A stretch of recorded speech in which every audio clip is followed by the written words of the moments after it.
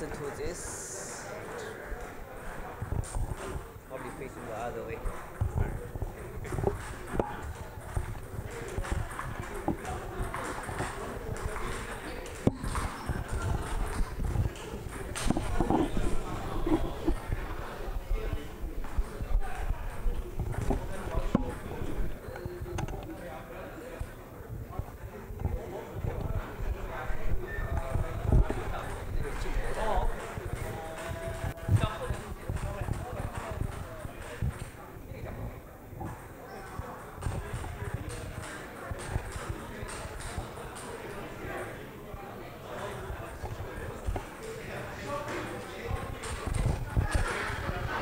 Testing.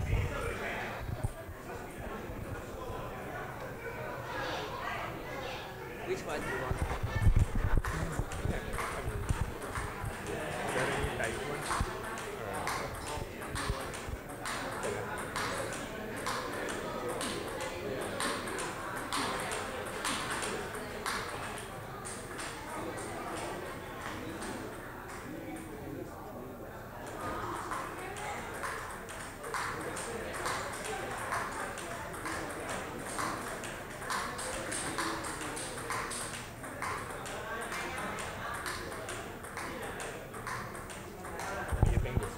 Tighter or something? Do you think this one might be tighter? Like, We can, yeah, I can basically cover all of them, I guess. Make the video for one. give some introduction of the 20 minutes.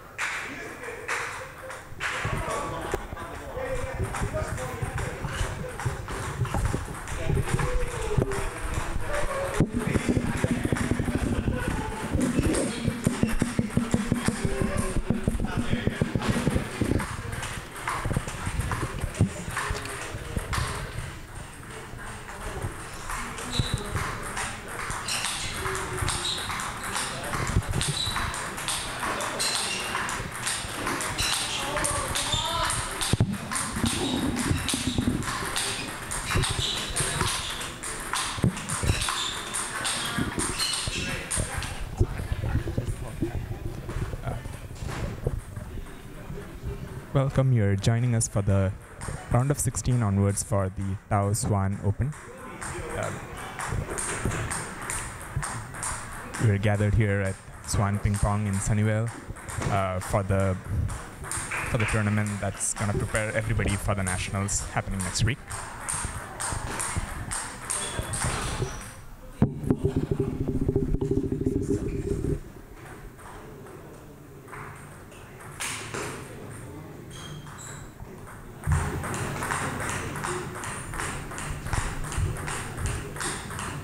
We started with a pool of 108 players, and we are down to the final 16. We have 4 matches going on right now. On table 1, it's Bob Chen from ICC playing Kenneth Pinelli. Bob is a former Chinese provincial player.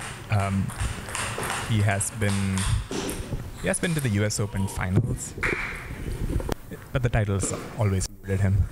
He's rated about 2700, and Kenneth is about 2250.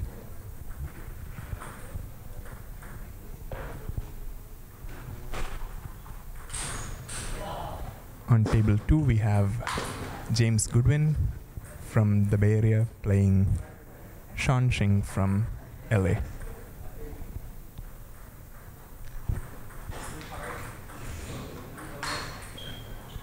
Sean is a coach in LA. He's rated about 2650, and James is around 2300. Both players have a very two-wing looping style. Should be an interesting match to watch. On table 3, we have George Su versus Quan. George plays with short pips on his forehand and long pips on the red side. It's a really interesting style. Koa, of course, was a former U.S. Olympian from 2004, if I remember right. He's still he's still rated at 2500 level player. And table 4 is Aditya Godhwani from ICC playing Chen. Aditya is about 2300 and Chen is 2450.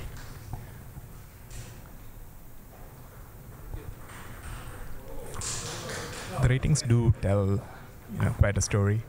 The top US players are rated around 2700, like Bob Chen and Taowen Zhang are probably the highest rated players here. But as in any other sport, with table tennis, anything can happen.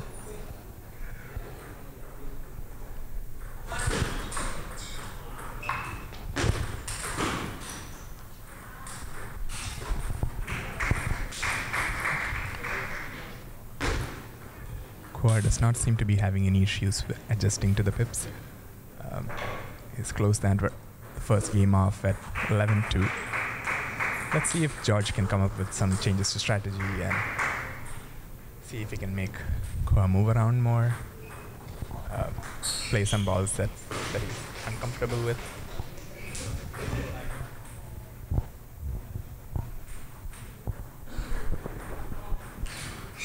Henry Kwang, yet another short pip player, is coaching George.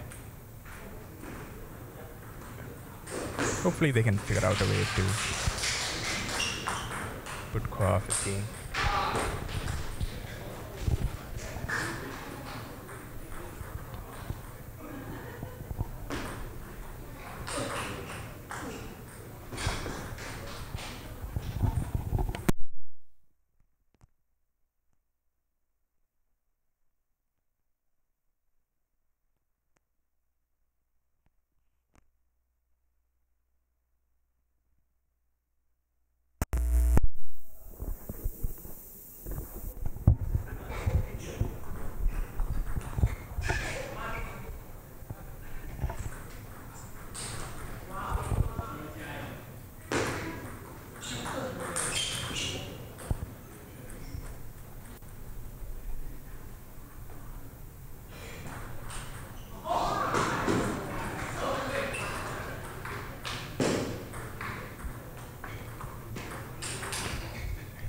A ripping backhand from Koa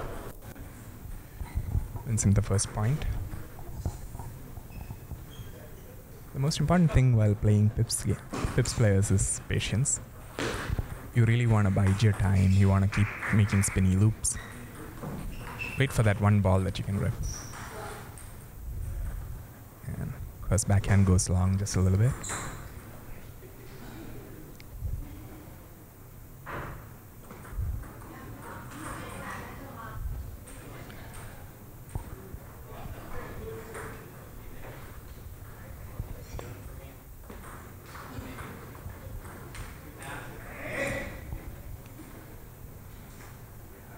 Just gonna have to make more of these shots.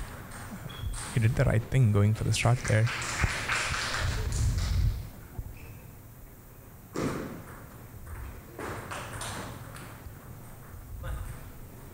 Koa's placement on the table is just impeccable. The ball always lands at some corner or the other.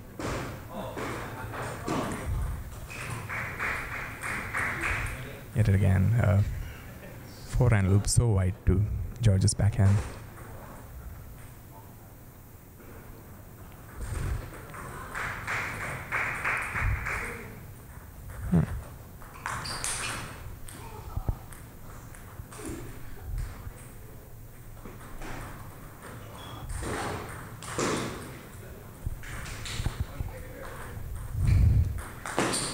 And so far it's been expected results on all other tables where the higher rated players are up by a game or two.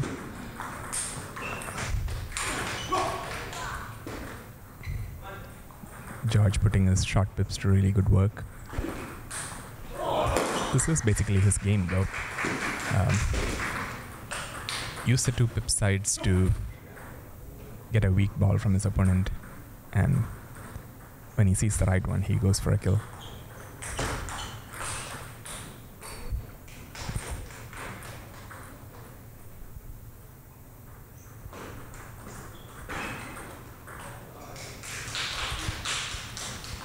Really spinny backhand loop from Quan.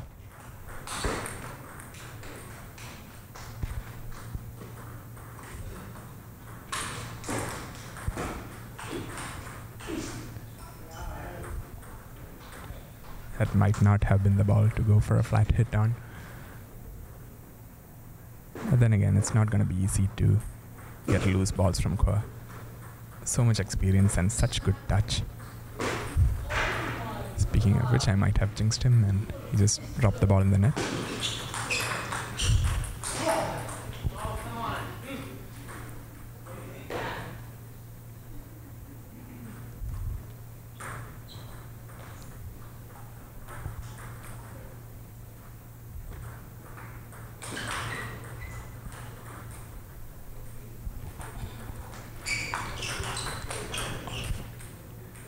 All of Quan's loops are super deep on the table.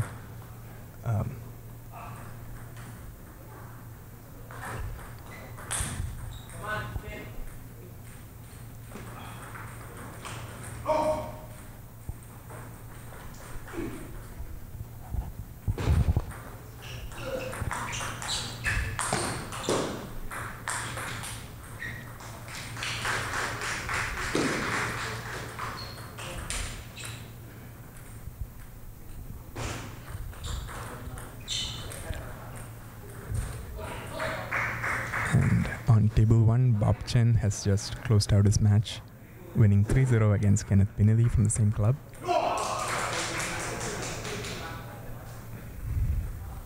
And George Su has game point in the second game.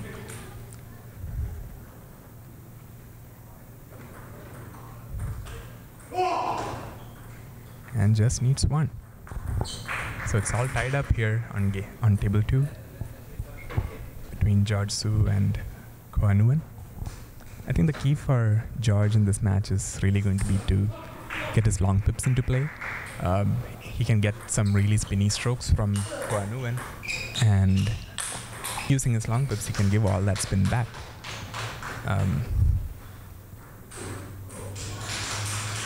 Force Quan into having to push a few balls.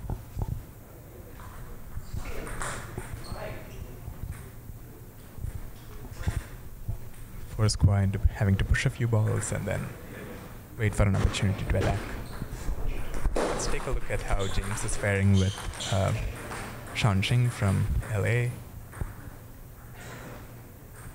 We've been seeing some really fast-paced rallies here, and an attempted ace from Shan goes wide by a couple of inches.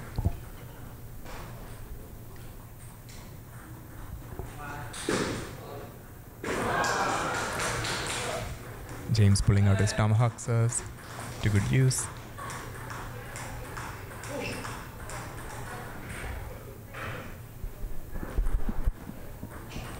Oh, and a little bit of luck from Shan there. Catches the net cord.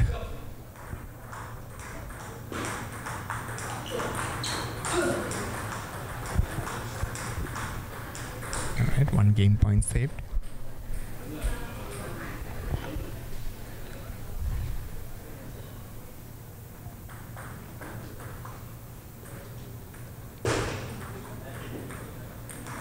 Next serve.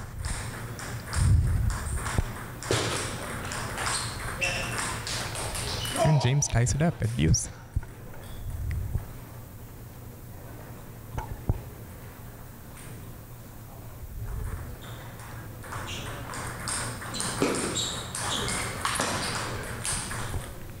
Oh, and a ripping forehand from Shan. You're not going to beat Shan on forehand counters.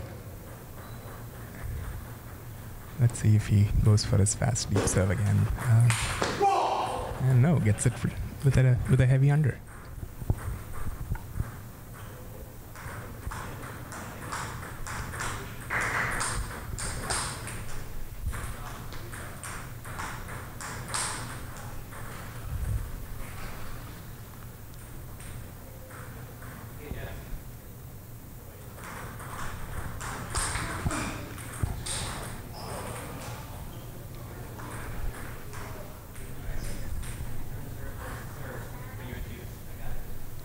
James turning to his daughter for some coaching help. Jasmine, 10 years old.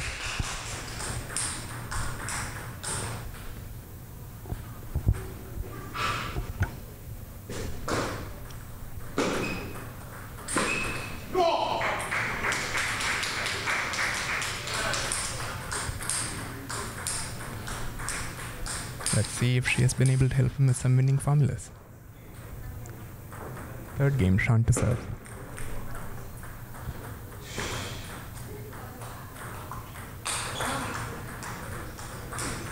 Some really patient play from James Goodwin.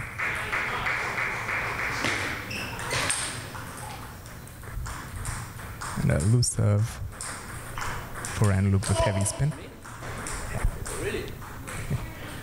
Alright, Swan just realized that he's on camera, so he might start playing more seriously now.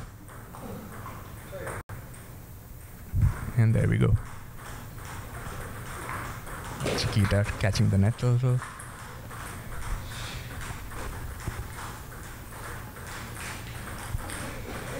Attempted deep serve, goes long just a little.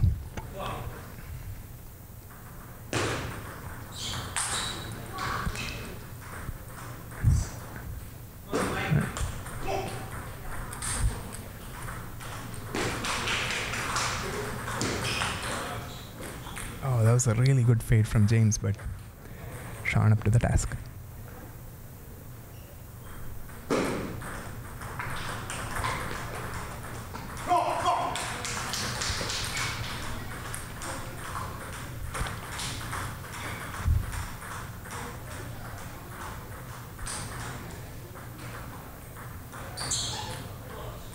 Oh, that loop stayed so low. It was so beautiful. James is a predominantly forehand player. He can keep looping the ball any number of times. And even there you see that he stepped around for his forehand there to receive the serve.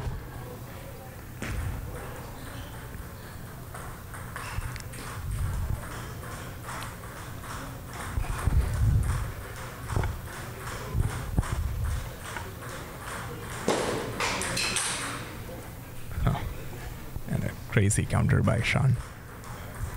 That was not a low quality loop. That was a really high quality loop from James, but Swan's just right there. He anticipates well. It's right on top of the ball. Ooh, fooled him. It's so important to use your wrist in strokes like these.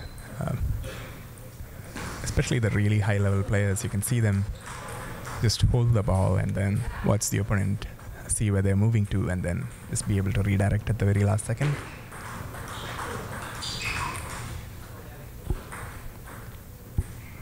Extremely heavy loop by Swan there.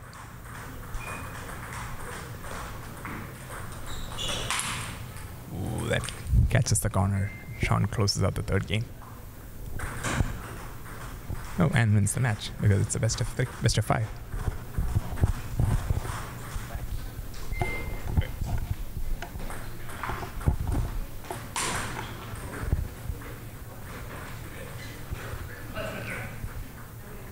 Back to table 2. George Su is fighting hard. He's down 2 game points though, and but he does have serve.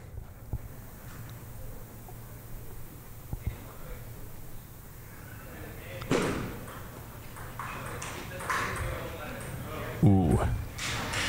I was going to say dropping the ball short against a short pip player is not always the best idea. And George Su taking advantage of that.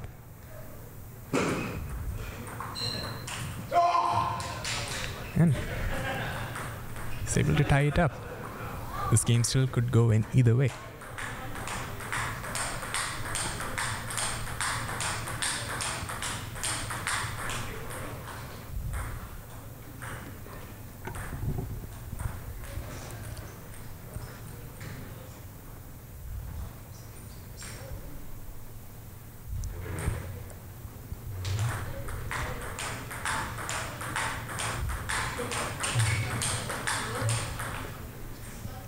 George's push just sits up a little too high, a little too long, and Ko is able to take advantage of that. It's always interesting to see matches with these sort of style matchups, with one player playing in certain ways and heavy underspin serve. It's all tied up again.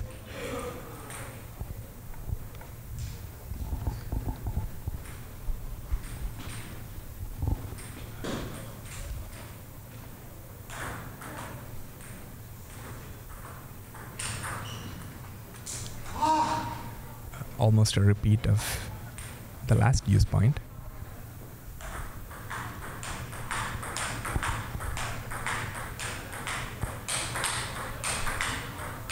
George might want to think about the placement of his pushes next time. Try to go really deep, or try to cut it short and drop it near the net. Oh, that forehand slap just going off the end of the table.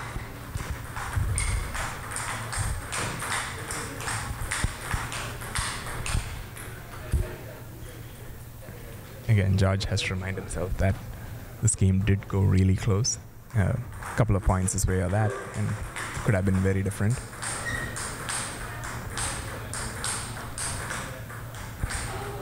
Let's see how he's able to change up his tactics for the fourth game. Quan will be trying to avoid a fifth.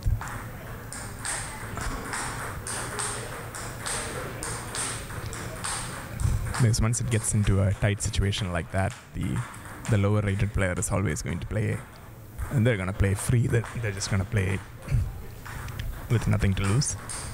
And as the higher rated player who's expected to win, you really don't want to be in a situation where you're playing a lower rated one that's come out swinging.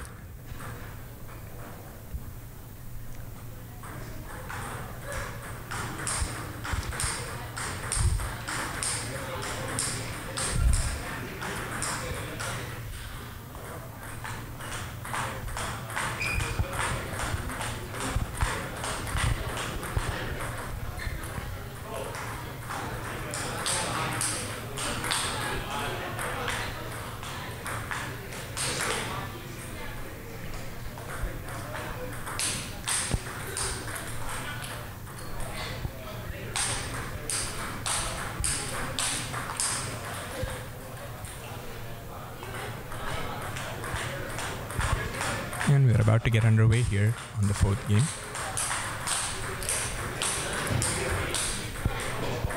Can George tie it up at 2-2, or is Quan going to close this out?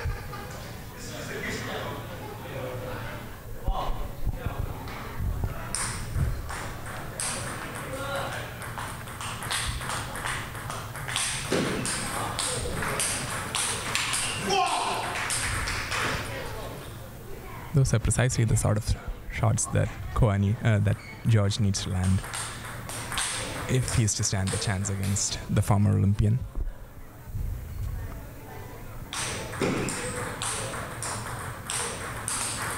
Let's serve.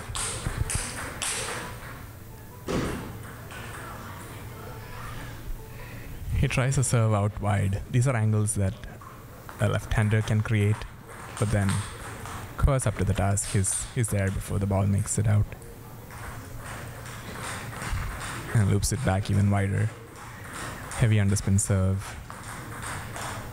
George tries to use the long whip side to push it back, but then it's still a little too much.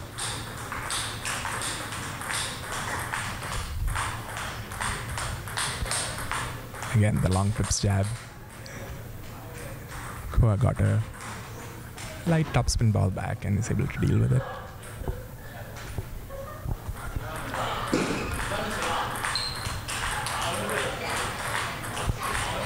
Yeah, that backhand is not gonna miss.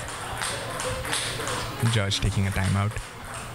Each player gets one timeout of up to a minute, or whenever the player that called the timeout decides to come back to the table. This is probably a good timeout. You don't want this game running away from you.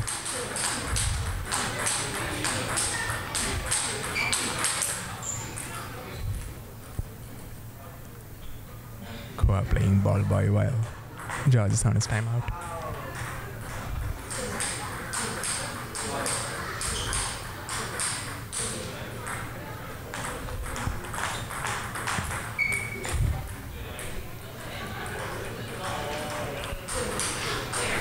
And we're back. The first point after a timeout is always super critical.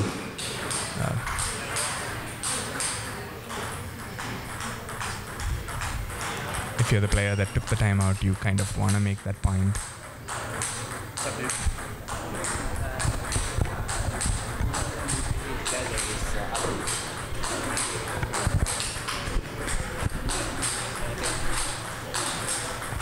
And James Swan joining us at the commentary desk. Hello. Looks like Quaz really picked up his game here in the fourth game. Up 6-1.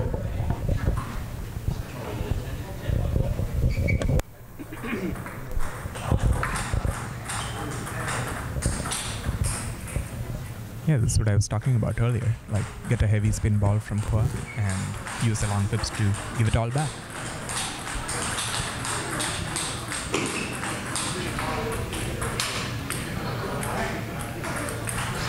How's this game been going? I haven't really had a chance to watch a whole lot, but I can't imagine Quaz is having any trouble at all reading pips at his level. Yeah, Quan hasn't been having trouble with the pips as much. It's basically been George having to win his points. It's super hard to get loose balls from Quan. George's whole game style revolves around using his pips to get loose balls and then killing them. And yeah, he's had to earn every point.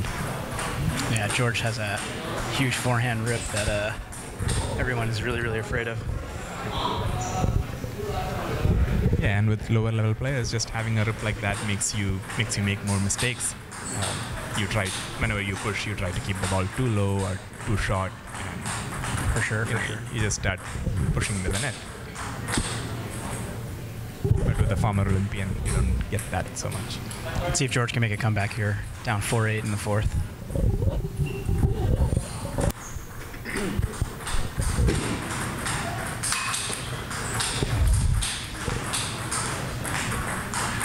That's generally what happens when I see George play much higher level players. Is he gets into these situations where he has to go for forehands that maybe aren't there, and he has to take these big gambles and big risks. And with short pips on his forehand without any sponge, he doesn't have the option of generating some spin to make a safe loop in. Well, looks like this match is just about finished here. In table tennis, anything can happen still. That is true.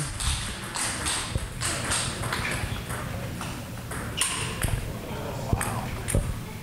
What a spinny loop by Quan. His form is so pretty. Always so smooth, so effortless. He's really the only player I've ever seen that can play that way. Always fun to watch. Oh, yeah.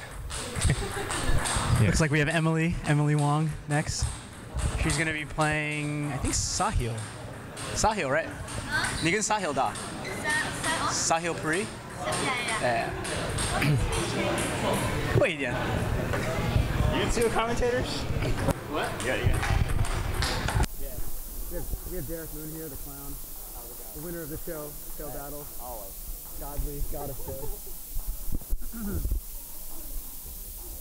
We're just going to be waiting here until the next match starts. Looks like Emily Wong is warming up here with former U.S. national champion Peter Lee. There's really only high-level players left in this tournament, so every match from here on out is going to be really, really good quality. And Emily has realized that she's on camera. We saw that with Sean just during the previous match. He was like, hey, wait, am I on camera? And then he started ripping all his forehands. I do wonder how if anybody plays any different being on camera than they do off camera. Maybe. Well, I definitely try and show off a little bit, but I'm not a very good player, so that doesn't usually work out that well. So right now we have 4 tables. Folks are just kind of warming up. On table 1 we have Bob Chen and Tao Zong. So this is a ridiculous warm-up that they're going with right now. Kind of wish you guys could see what we see. On table 2, we have Sean Zhang and Nicholas Teo. Table 3, which we're all watching, is Emily Wong and Peter Lee. And then on the last table, it looks like we have 4 players. Over there on the left in the blue is Sahil Puri. The pen holder to his right is Long Deng. On the other side in the red is William Bai. And then the guy blocking in the gray is Roger Liu. We should be able to get started here in the next 10-ish minutes with the next 4 matches.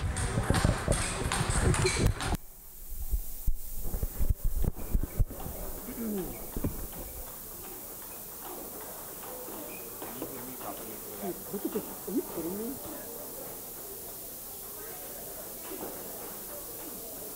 Like, they warm this up because this is what happens in their game. Right? Yeah. Like, we hit one of these and the point's over. Like, one of us will miss.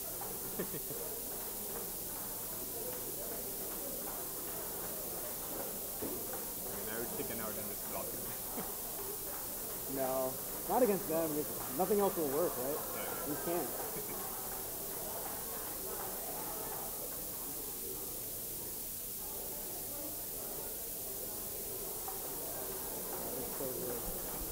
You know this Sean Zhang? He's like 27 too. Yeah. There's a video of him beating Bob, like a couple of years ago. So it's very possible that it's not those two in the final. I don't know which side Sean is on there. Is he in the top half or bottom half? I would imagine it should be in the bottom, right? Because he's the third seed. He's the third He has seed, to play down. He'll play Cal. Yeah. Cal beat him. So what happened was in like there's like an LA tournament or something. Bob lost in the semis to Sean, and then Cal beat him in the final. I played him in San Diego. Who? Sean Zhang? Yeah. What score? But there was this kid called Adrian Castillo or something. Oh yeah, I know him. I lost to him at the US Open. Oh yeah.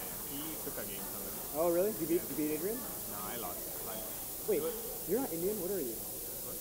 You said you were an Indian before. I thought you were Indian. Oh. Oh. Before when we were sitting over there, I was like, Henry, you had an easy group. Like, that like Indian guy in your group, and you were like, oh, I'm not Indian. I was like, what?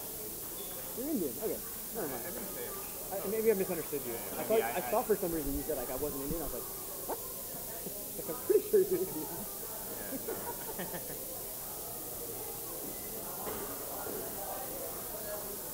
No, I remember saying I'm not something, but I don't remember what it was. Like I was refuting something else that you guys said. Oh, maybe.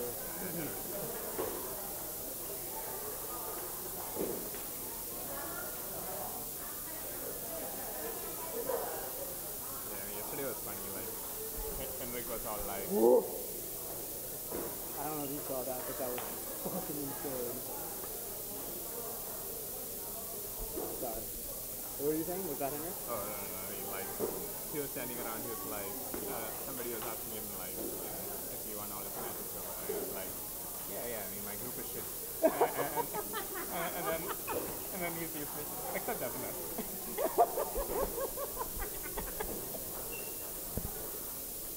My group actually, I mean, like, they were lower rated, but like, I don't feel like anybody's like shit. Like, even if you're like 17, like, you're like not bad. I mean, it's like unlikely that we're gonna lose to somebody like that, but it's like, it's not like it's impossible. Like, you know, if I have like a really bad day and like they have like a pretty good day, like all of a sudden, like it's, and then once it gets like close, like you never know what's gonna happen. Like, Yeah, I mean, I never won a single match 3-0 yesterday. oh, you didn't? Funny. I didn't lose. I only lost one game against Alex.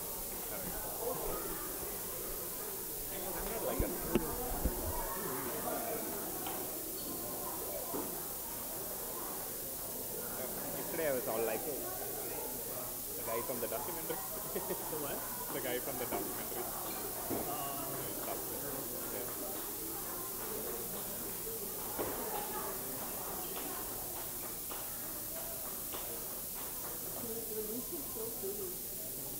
I don't even need the quality. I just want to look like that.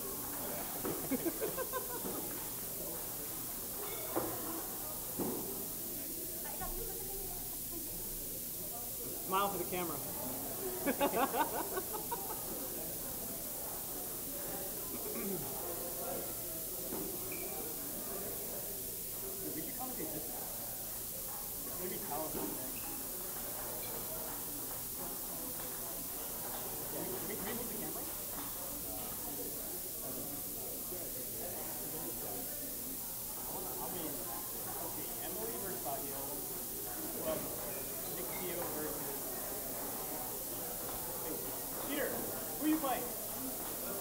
Oh, Peter Williams and then Nick Theo and who?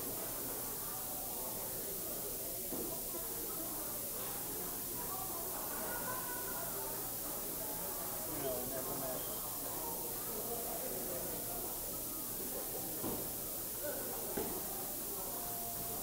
Go with Surya, go here.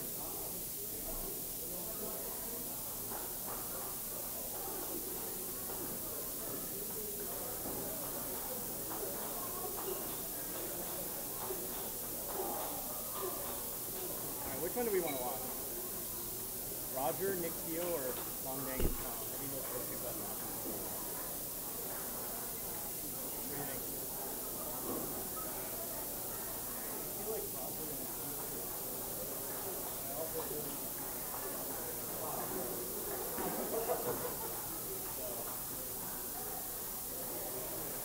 actually, Peter was really good at previous. Yeah, I think Peter's going to be fine. Thank you.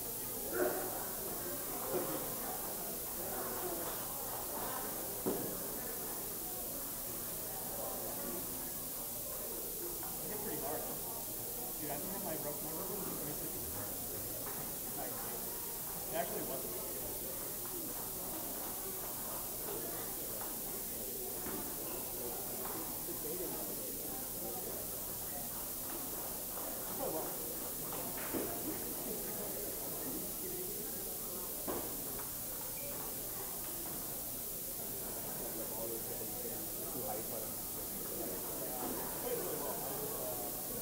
I mean, whenever I play him, it's either like, sometimes he'll play really well, and like, I'll get him stuff. Sometimes like, he'll play like, okay, and like, get me close. Sometimes he'll play terrible, and I'll just like, and it's really like, it's partially up to me, but it's like, on the court.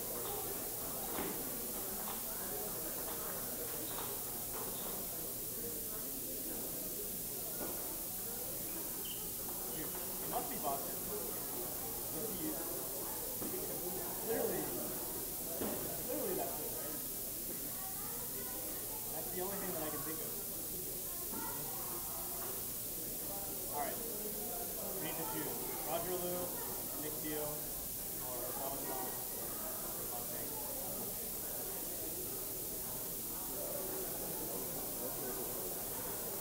Huh?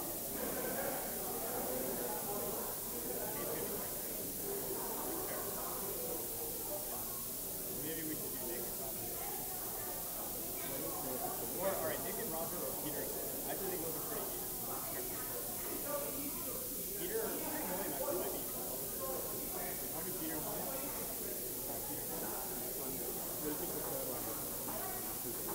Yeah, I guess it's, yeah.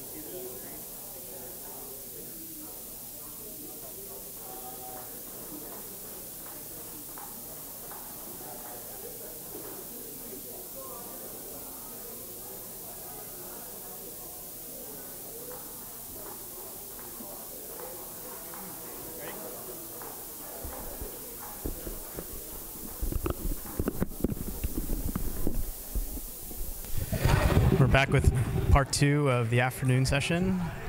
The match we're watching now is Tao Zong and Long Dang.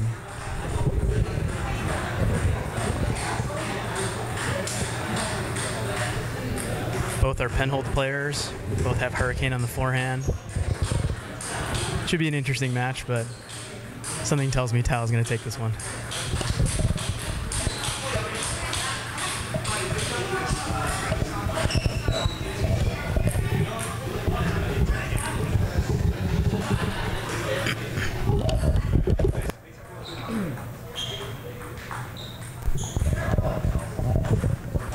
Attempted forehand loop down the short side, missing by an inch.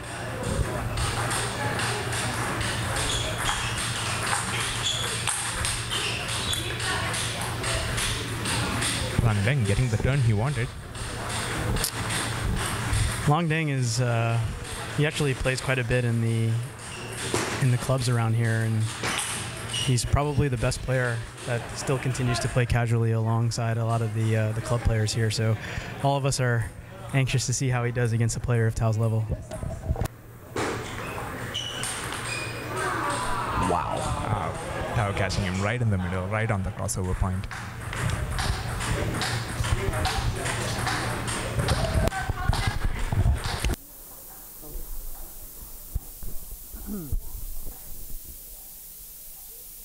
The challenge you run into when you play somebody with Tao's caliber is they have absolutely no weakness. And so it becomes very challenging to even decide where you should hit the ball, because Tao can attack from any point on any part of the table.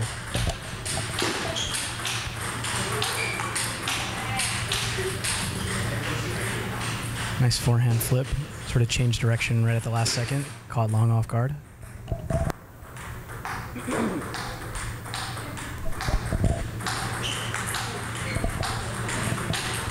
serve into the middle.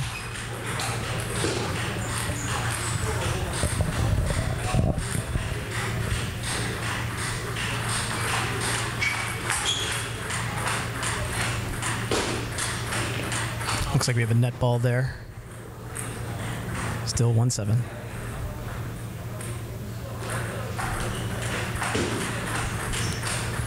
That serve was a little too high, but then I think Tao almost got a little surprised at how high that serve was. Wow. That is incredible. Tao just unloading on a forehand down the line. almost came around the net. Long with a nice deep push to Tao's backhand. Gets his third point of the match.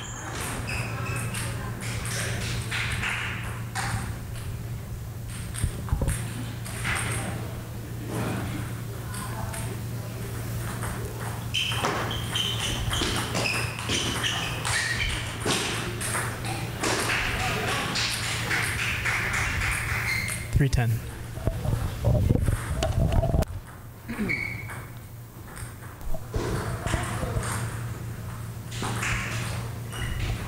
Wow. Half long push. It's so hard to deal with. That's the thing at these higher levels, is their serves and their feel and their touch is just, everything is so good. And a lot of the times it's just so hard to tell when, you know, they're gonna push short or push super deep on the table. Yeah. Because they always go in with the same motion and they make that change at the last possible instant. And you know, when you play sort of casually, you're not exposed to these types of shots, so it's very hard to adapt on the fly. Absolutely right.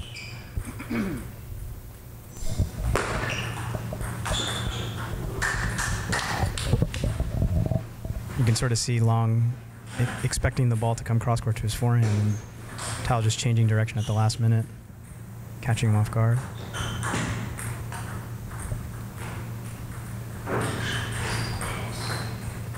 Long serve to Tao's backhand. Loops ball down the line to Long's forehand for the error. Is that a disguised no spin serve? Pretty rare occasion to see Tao misread something. See if he can take advantage of it. Had a chance there.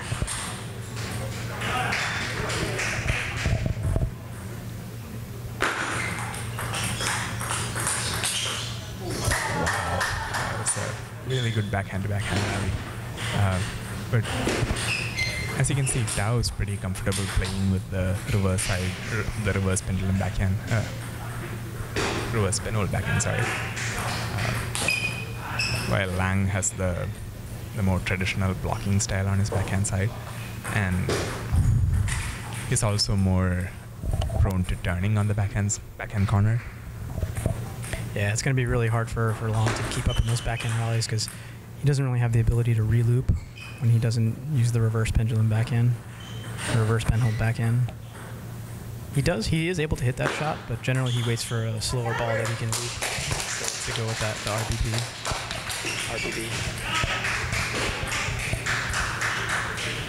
Tao, on the other hand, just seems way too comfortable with that backhand.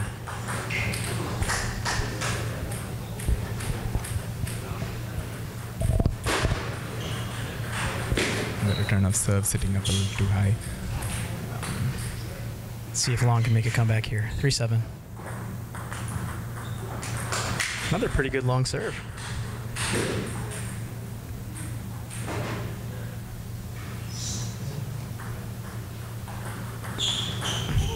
Wow. That flip hit the corner of the table. What? I don't know about you, but that certainly did not look like Tao was about to flip that cross court.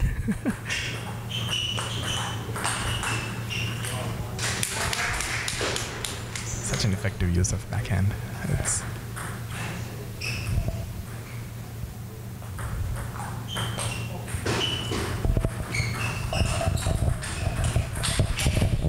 trying to go for the middle, missed it a little.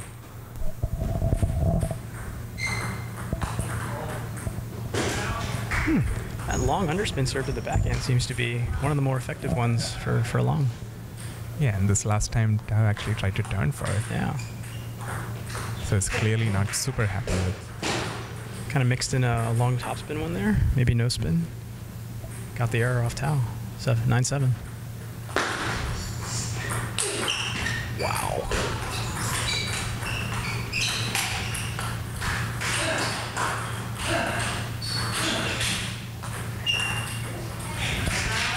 It gets really tough. Usually at the lower level, the slow spinny ones are really, really difficult to deal with, but at this level, it's almost just bait for Tao.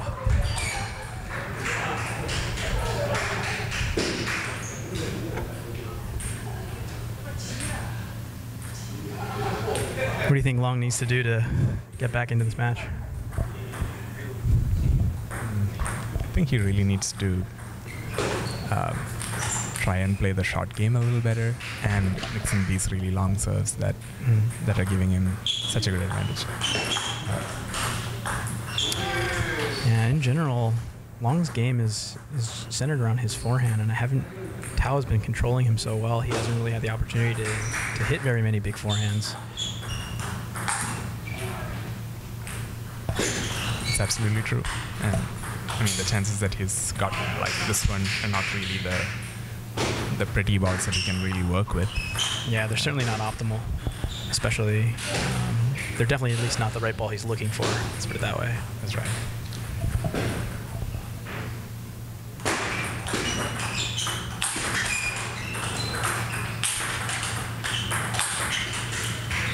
Oh, nice. That's what we're more used to seeing from Long Deng. Yeah, it's a great pushing rally. Big forehand followed by more big forehands. That's right. And even at 2700 can't fish those. Tao just missing the table.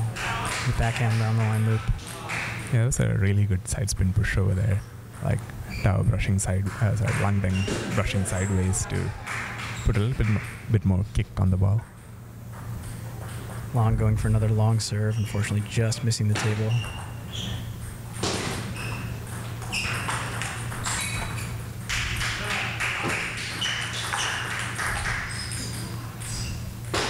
Those short dead serves have been really, really effective. I don't think Long has been able to keep it as short as he'd like, and Tao's just been able to take advantage over and over again.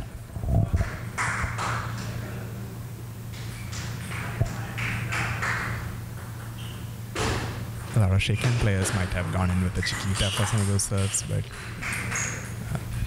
yeah, that's sort of when the not being super comfortable with the reverse penhold backhand really starts to get you. So you can't flip those and start a topspin rally. Your opponent gets the advantage.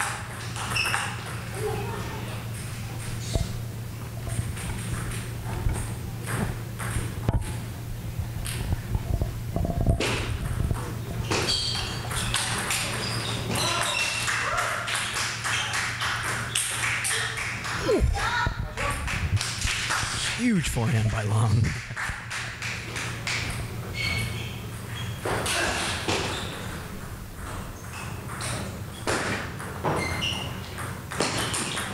Wow. Oh my God. Long made a really high quality forehand, but that was just there. That would have been a winner against anybody else in this room other than Tao. That's just too good. I mean, you can see Tao just baiting the cross-court forehand, and as soon as Long moves, he switches directions. That's incredible. It's just incredible control.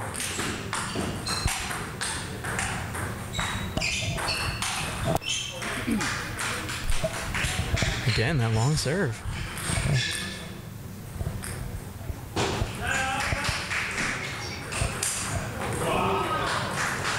So a lot of times the long serves are mostly just there to keep your opponent from, getting all comfortable with your short ones. But to see them in points outright like that it's kind of rare. Yeah. It's always a huge gamble to serve long. It's if they're expecting it, you're dead. But if they're not expecting it, oh wow, great forehand by Long there. Saving one match point. Seems like he's feeling a little bit more comfortable in this third game, getting in a few forehand rips. Oh, that's not gonna cut it. Too little, too late. Serve floated a bit high and a bit long there. That's not going to work against somebody like Tao. We're going to be switching over to Nick Teo and Roger Liu. Right now, it looks like Nick is up 2-0, but trailing 6-10 in the third game. And Roger takes it.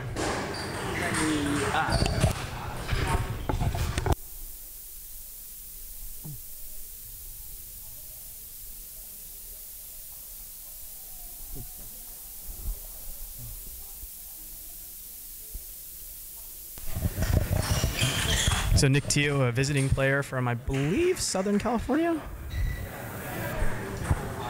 I think so. I think he's based out of LA or something. Something like that. That sounds right. I think he's just up here just for a couple of weeks training for the U.S. national tournament next week, training with Tao. He was part of the U.S. national team that went to the WTTC. That's right. That's right. Lucky net cord in the first point for Roger.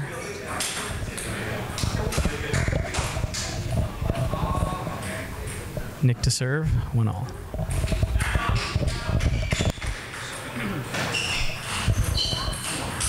Wow. Great backhand there by Roger. Able to counter that spinny Nick Teo forehand.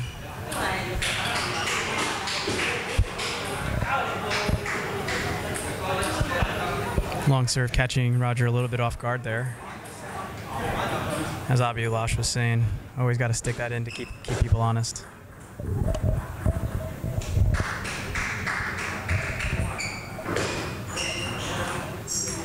Wow, that serve drifted half long by a millimeter. Yeah. But Nick was on top of that. It's one thing when you're serving half long because you intend to serve it half long. It's a totally different deal when you intend to serve a short one and it drifts long. Yep. And at this level, their half-long detection is incredible.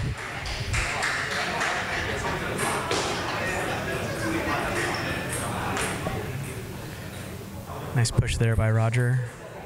Nick's loop. Close long.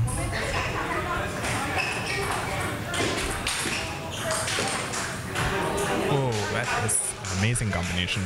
Wide out to the forehand and then just fade block back to the backhand. Great ball by Roger.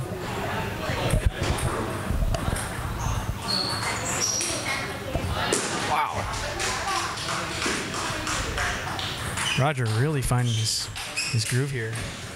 He was down 2-0 and up 5-3 in the fourth game. Let's see if he can keep up this high-level play. Yeah, you need so much confidence to be going down the line from a position like that, having just turned from a backhand.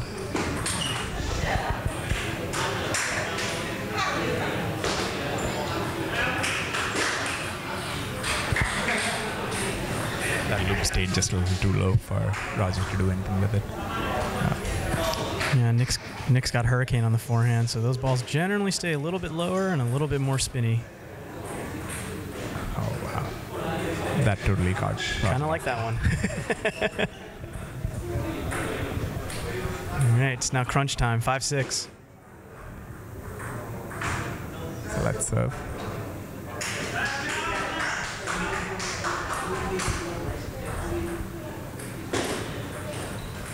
Goes for the Chiquita. Just looks like he mistimes it just a hair.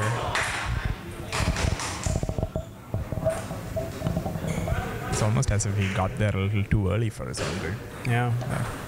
Had to wait and then mistimed it. Really, really nice forehand loop there by Nick. His footwork, really, really, really solid. I wonder if Roger's used his timeout yet, because this seems like a, well, 2 points ago seemed like a good time to have taken a break and collected his thoughts. He had a 6-3 lead and now it's all tied up at 7-7. Goes for the long serve again. Unfortunately, just catching the top of the net. 7-8.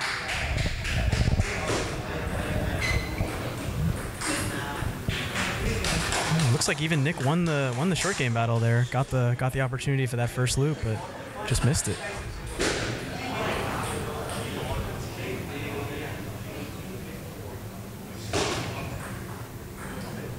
That's Roger with another big opportunity here. ooh, Roger going for broke. Went for the glory. 9-8. Still got one more chance for game point. Wow. Nick now going for the glory. Yeah, I'd say Roger got a little lucky there. That serve was pretty high. Whoa, that was Great counter loop by Roger. Wins him the fourth game. It's almost as if he pushed it half long on, I'm pretty sure he pushed it half long on purpose. Yeah. To get a soft spinny loop from Nick and be able to counter loop it. He seemed to know where the loop was going. That was key.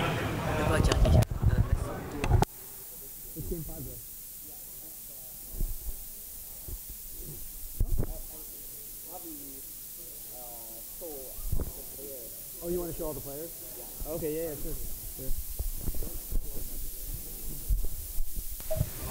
I think we're going to move over to Emily Wong and Sahil Puri. Looks like they're in the fourth game? Yeah, Emily's leading 2-1 in games.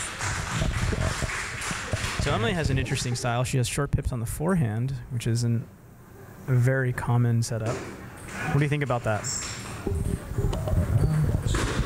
It definitely has its advantages, especially with the bigger ball, where a lot of the rallies are happening close to the table. It's so much easier to play these really fast rallies with the short pips. I think she's got sponge on it too, so she can make these loops as well. Mm-hmm. Maybe not as powerful as the Tenergies or the powerful or spinny as the Tenergies or the Hurricanes, but definitely effective. Yeah.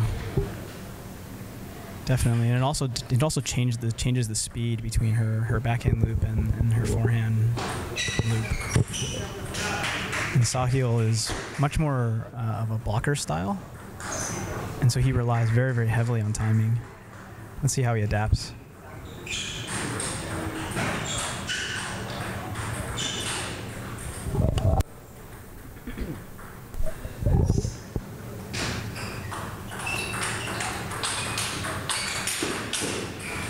Whoa, that was an amazing rally there.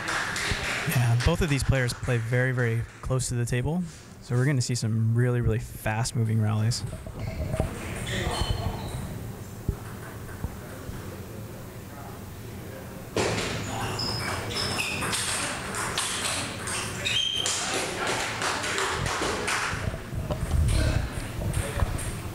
Looks like Emily's up 5-3 here in the fourth game.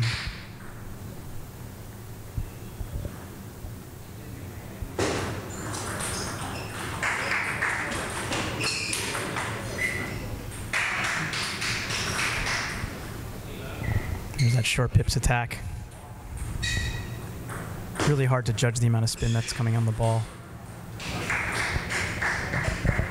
That's right, and Emily's got a really spinny backhand, so I think her default playing style is basically to like do this super spinny loop from her backhand, and then you block and roll back a tad too high, and then she's on top of it with her short pips.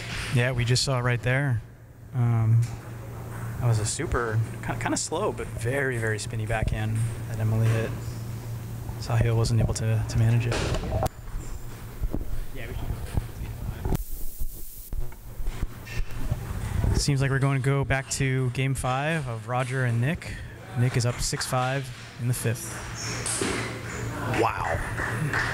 Unloads on a forehand cross court. Nick takes the lead of 7-5.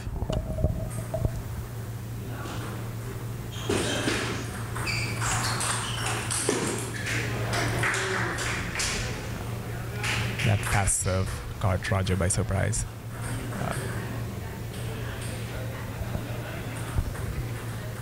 It's an amazing block, actually. Good footwork by Nick to get over there and hit the follow-up. That's just too good. Really nice over-the-table backhand loop by Nick there.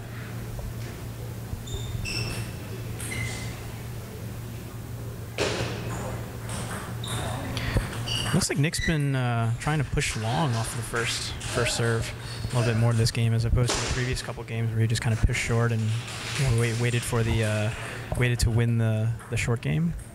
But now it looks like he's letting Roger open first, and that seems to be a little bit more successful for him. Nick takes the 5th game in the match.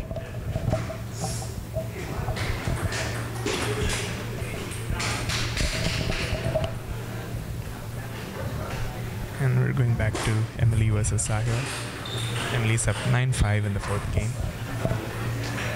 And she's got serve.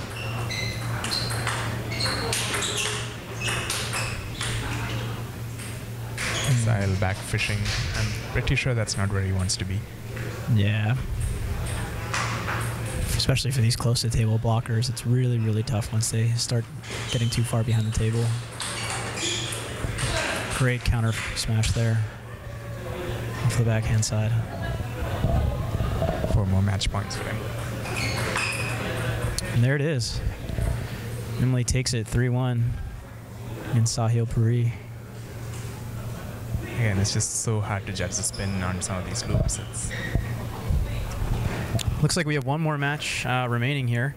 It's Peter Lee versus William Bai. And looks like right now Peter's leading 2-1, and it's 6-6 in the 4th game.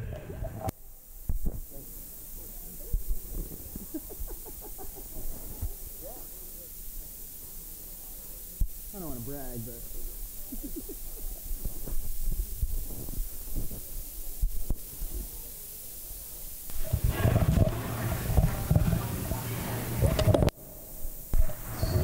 Peter, of course, on the left, and William over there on the right.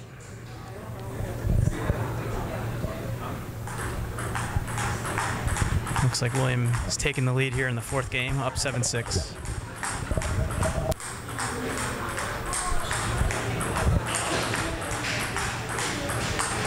Spinny loop by William Bai. Looks like Peter tried to counter and just missed the table.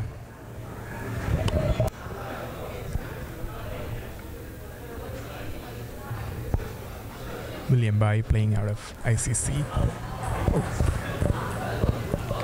I don't know if Peter's representing any club right now. He, for those that don't know, he is the 2011 U.S. Men's National Champion. Just graduated recently from Cal Berkeley. He's now working as a software engineer. If I'm not mistaken, I think he plays out of Pleasanton, maybe. But That sounds right. Something like that.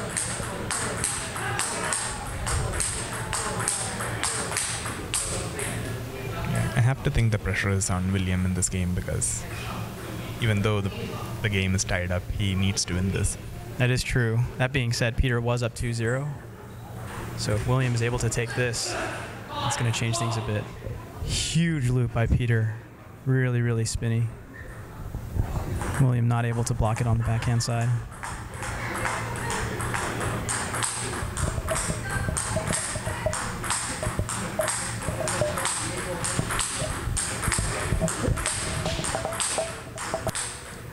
Peter's attempt to re-loop just flips in it, floats long. And this right here is why you never choose to serve first. You want to be serving when it's 9-9.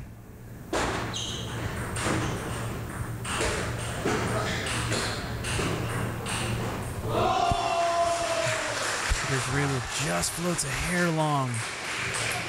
That counter loop rally was amazing. The whole crowd is going wild over it. This is the last match on right now, so everyone's focused. Wow. Incredible backhand loop there by Peter. So much spin, so much power. Although going back to your point about not serving first, this is the fourth game, so that means the person That is true. That is true. who won the toss does get to serve at 9-9. But then it's deuce. Good point. So Peter not able to block that one from William. good spinny third ball attack by William. Let's see what Peter does here. Down another game point. Ooh. Nice little no spin serve. Reverse pendulum no spin too. Yeah, I mean, you just change the style of your serve and suddenly, your opponent has something new to deal with. Yeah. William misreading that just a bit. Wow. Another great rally there by William. Solid backhand down the line.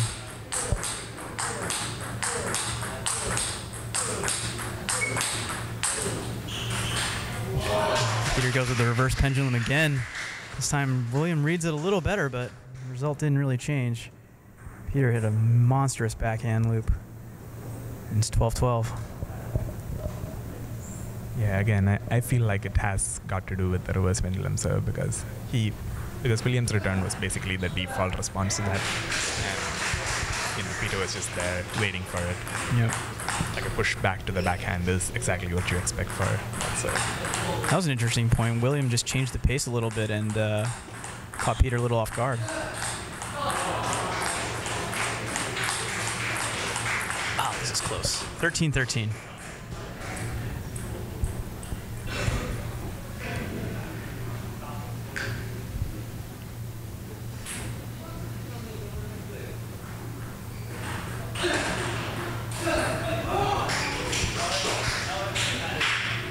Miss hit by Peter.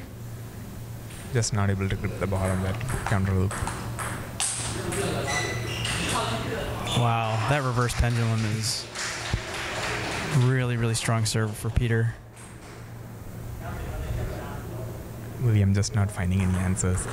And in these sort of situations, it's like, when your opponent has a really strong serve attack combination, you really want to make the point on your serve.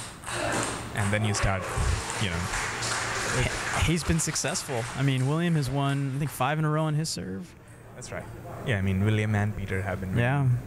It feels like William is winning more off of the rallies, however, whereas Peter looks like he's winning a little bit more off that serve and third ball attack. And for the reverse again. And William Bai takes it, 2-2.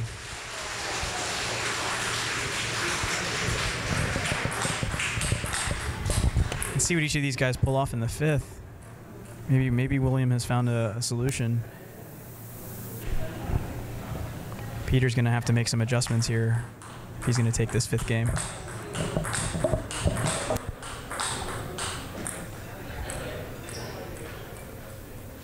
Interestingly, William not playing with any coach right now. Yeah, I think all of his usual coaches are in this tournament. That's right. I did see Shaoxin hanging around in the morning, but not sure where he went. Joshin is generally, I saw him, I think he was here to coach Adi. That's right. All right, game 5. Let's see what Emily Wong told him in the 5th game.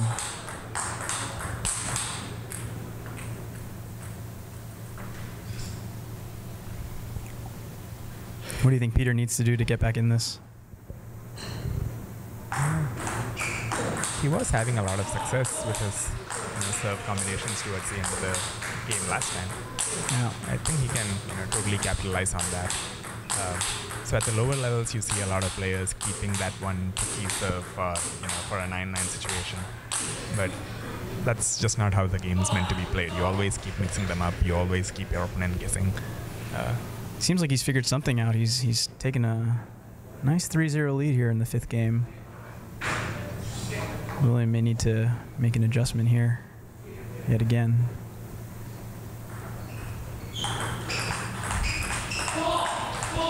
William going with the reverse pendulum. Seemed like Peter's return popped up a little bit, but Peter was able to make a really nice block, and then William just mishit the follow-up.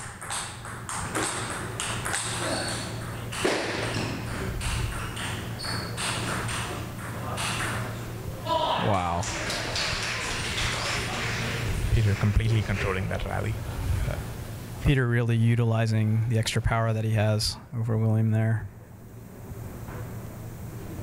And when it comes to these, the deciding games, you can always bet on the more experienced player to pull out something.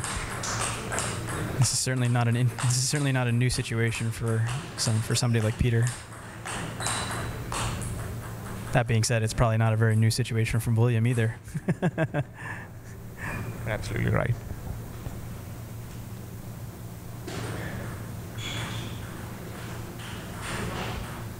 Ooh. Lucky break off the top there. And gets William on the board. Let's see if William can make some adjustments here. What do you think he needs to do to get back in this? I am not completely sure.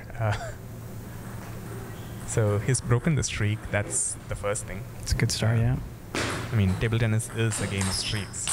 You win one point, that kind of fills you up with energy to play the next and the next. So, when you see a player getting like 5 points straight, the first thing you need to do is break that streak. Yep. Feels like Peter's adding just a little bit of extra juice on his loops in this game. That's right. You can... Oh, wow. What a point.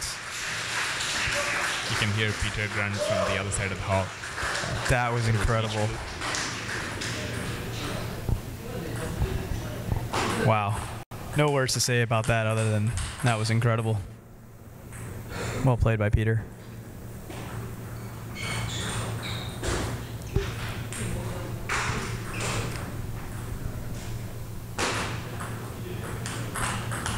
It may be a little late to try this, but then maybe if William took some power off of his loops, he might keep the ball from just sitting up there for Peter to hit. Yeah, that actually worked in the last game where William was able to take a little bit off and Peter got mistimed the ball a couple of times. So right. Yeah, draw him in, make him have to move to get to the ball. Yeah. Ooh. Seems like the half-long serve is reasonably successful for William. Peter has mistimed a couple of those now. All of a sudden, that 5-0 lead is evaporated. He's only up 7-5 now.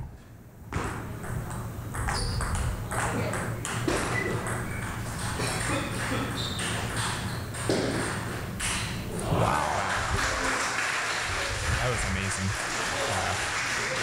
amazing. Incredible blocking there by William. Countering. Yeah, I was just about to wonder whether Peter had already used his timeout, and there it is. Yeah. We're in a really interesting situation here. It feels like a lot of the momentum is with William, but Peter's still in the lead. So if he can take a step back, calm himself down a little bit, he's still in a great spot to win this match. But William is not giving up. William's a fighter. Coming out of the timeout, let's see what Peter does. I haven't seen him pull out the reverse pendulum at all this game. Maybe he'll go back to that.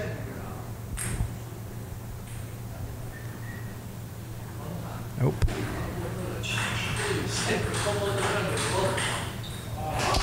Just clipping the top of the tape. And we are all tied up, 7-all. Game 5. Ooh. Peter taking a play out of Williams' book there, taking some pace off, almost bananaing a no-spin ball. That's right. A lot of times it's, if the ball doesn't come to you, it makes for an incredibly uncomfortable shot. William trying to block that. William wants that one back for sure. Just a tad too much power on the loop.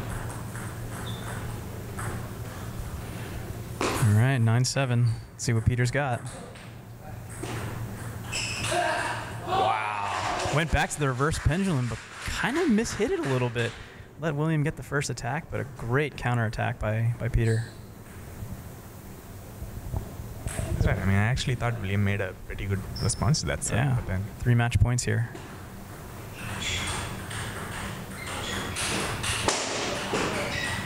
Wow. Incredible fight from William. Going to the third towel break. 8-10.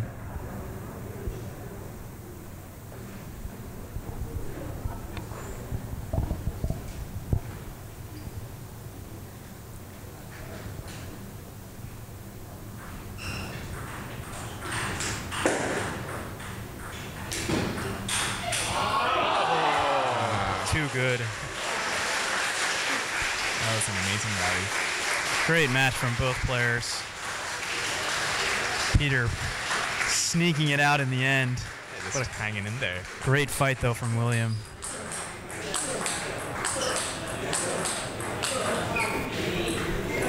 Let's see who we have next on the docket. I think we're in the semifinals now. I'd say the Quarters? Oh, the quarters. Because we just finished the 2 waves of the round of 16. That's right, you're right.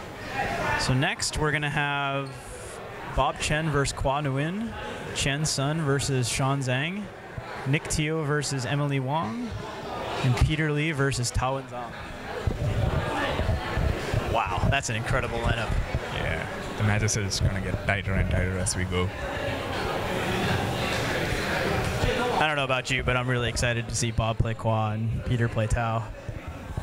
Yeah, and Emily playing Nick is going to be pretty tight too. I mean, they're both 2500 level players. Yeah, definitely.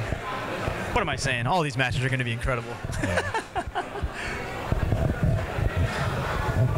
I wouldn't be too surprised if more than one of these goes all the way to the fifth or the...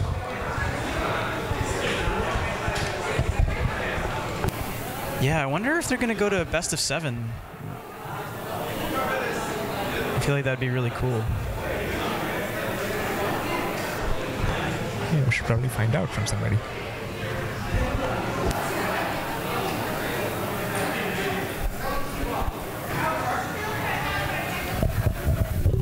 We're going to take a little break here until the next round starts. Should be probably soon. Maybe in the next 10 minutes-ish. Sound right? Looks like they were doing a little bit of rearranging of all the tables to give the players a little more room.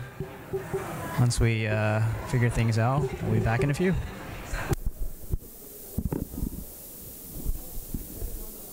Oh my God, Peter.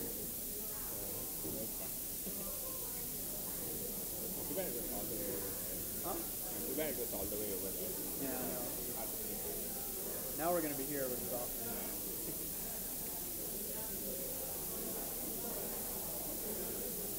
Hey, who does Bob play? Oh, Quan. Oh, Bob's gonna sleep on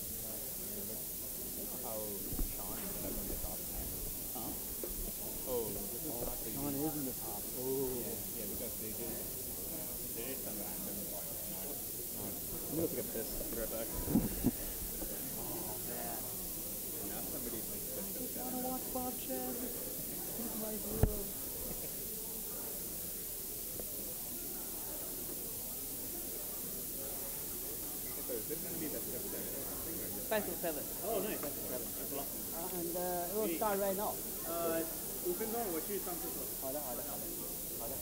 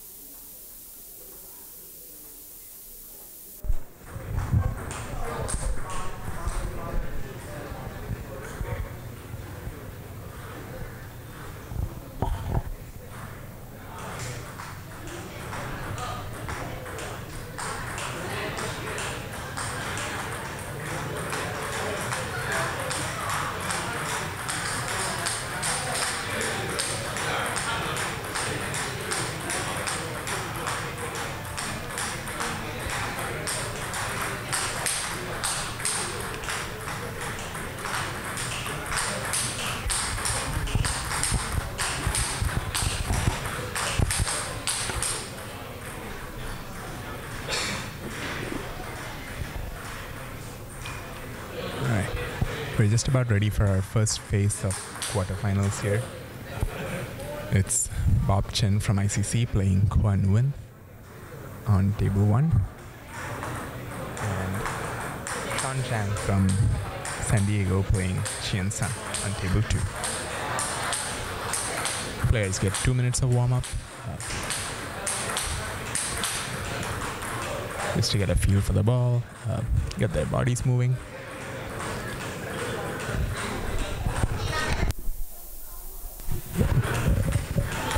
All right. Looks like we're in for a treat here. Bob Chen versus Quan. I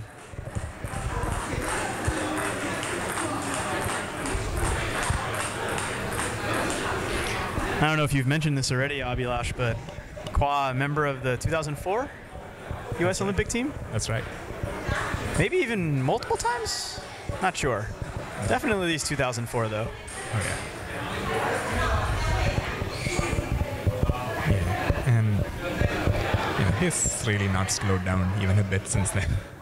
I love watching Quan play. He's always so smooth, and it's incredible the amount of power he gets with what looks like effort, with all of his strokes being effortless.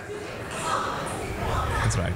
And when you see him and you see him move, he's just so balanced and it's just so graceful. It's a great word for it, graceful. Wow. Bob Chen with a couple beautiful backhand banana flips. Bob might just be packing a little too much power here. And Bob Chen, of course, one of the top-rated players in the U.S. right now. You might even be the top-rated player in the U.S. Last year's U.S. Open finalist. Best forehand in the country. I mean, best everything in the country.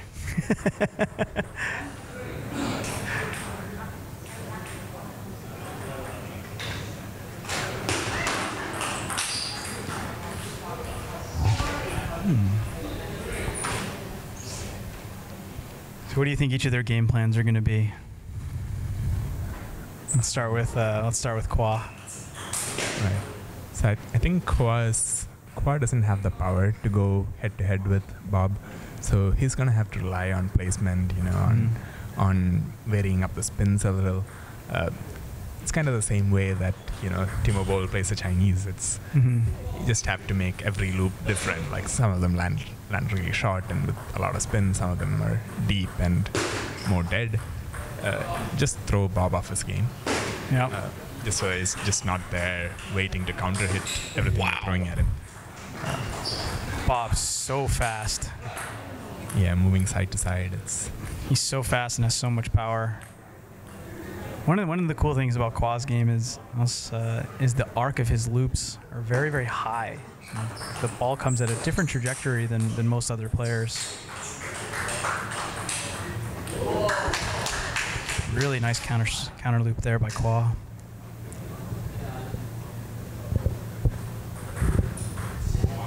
You get the sense that all of Qua's strokes are just like super optimized to be the minimal thing necessary to get the ball over. That makes him so fast without having to be, without moving. Absolutely. You see a lot of players taking these huge swings at the ball and generating just about the same amount of power as Qua is able to get. I might be one of those players. What do you think Bob Chen's game plan is here? I think Bob can actually just rely on the quality of his game. Yeah. He does have, a 200-point advantage. Maybe even more. I think Qua's maybe 24, 25. Yeah. And Bob is almost 28 now. So, yeah, as long as he doesn't let Qua's balls rattle him, as long as he's able to play his strokes and play, in his regular style, Yeah. Bob shouldn't have an issue here. Qua trying the backhand serve. Gives him the opportunity for the first opening, so seems like that was a success. Wins the point.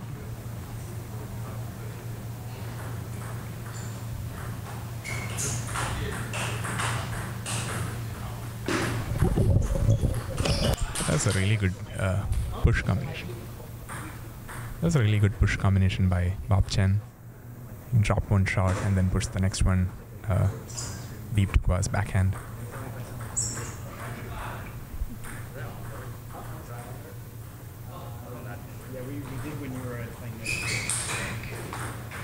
Wow, a killer forehand right to the middle. And Bob closes out game 1, 11-5.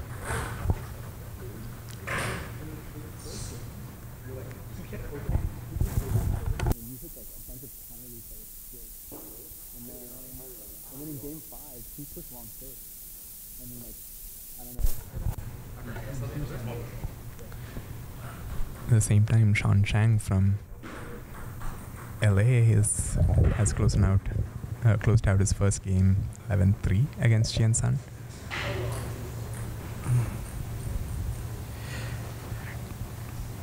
See what sort of adjustments Qua makes in the second game.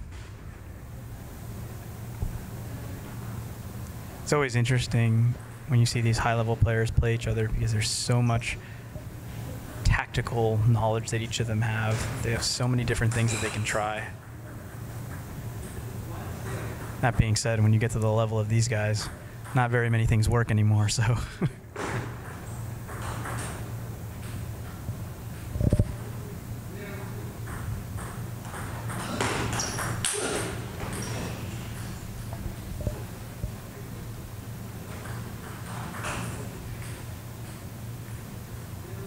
What happened there? I think Bob called a let. Yeah, Bob, something happened. Maybe a let.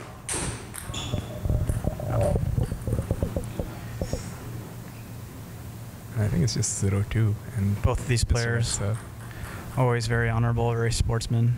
That's one of the things that's always amazed me and I love about table tennis is everyone is always so sportsman and always up for being fair.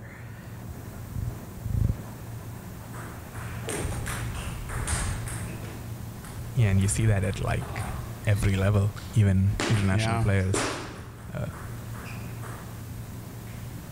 Like the legendary Samsonov is hitting the ball into the net because the previous one caught the edge or something and the umpires didn't see it. Yeah.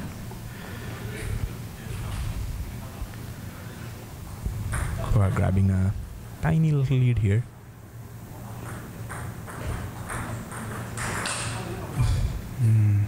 Misreading that serve just slightly.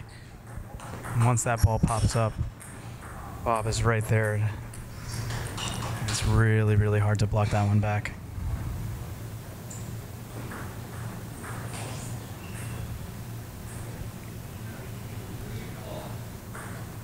That's right, and it just seems like Bob's forehand has a lot of power and his backhand has a lot of speed. And where do you go then? Yeah. Can Koa find the middle? Can he find wide angles that? It's just that footwork is just too good.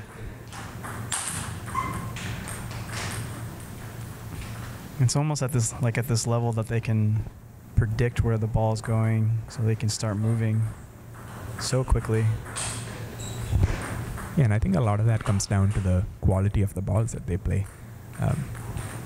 So each time you make a stroke, there are many attributes that determine the quality of the stroke that you just played. Some of them being, the spin and the power and the speed and the placement. So as the levels keep going higher, you find that the loops have a lot more spin and that they're deeper on the table and of course a lot more power, like you saw there. I mean, that was an incredible loop by Quan, and Bob was just there, ready to counter it.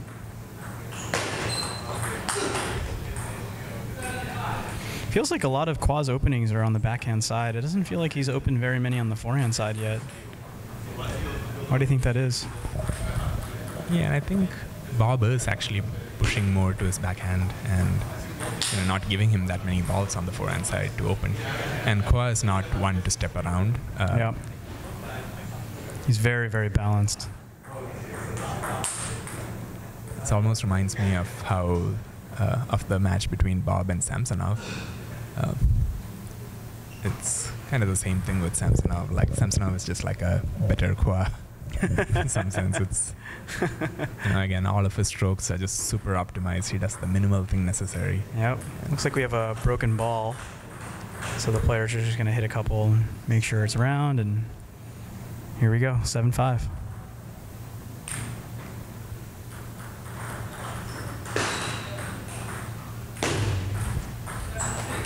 That was an interesting return by Koa. Yeah, it was almost like a flip, but not really. Yeah, just made a side spin, push, flip, something. Wow. Great defense there by Qua. I actually thought his ball sat up a little bit too high off the receive, but he recovered really nicely there.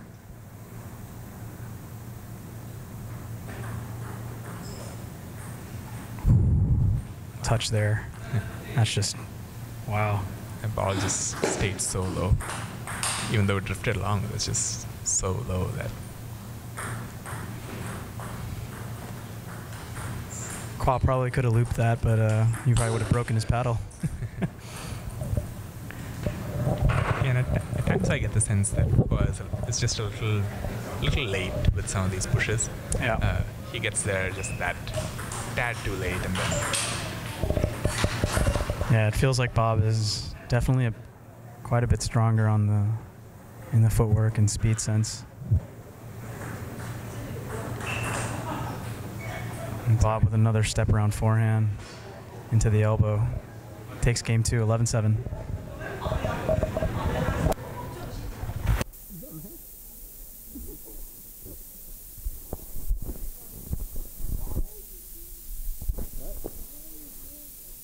What do you mean, why? They asked me. Yeah, I'm trying to be Adam Bob, bro. It's like my dream job. Yeah. I would do it.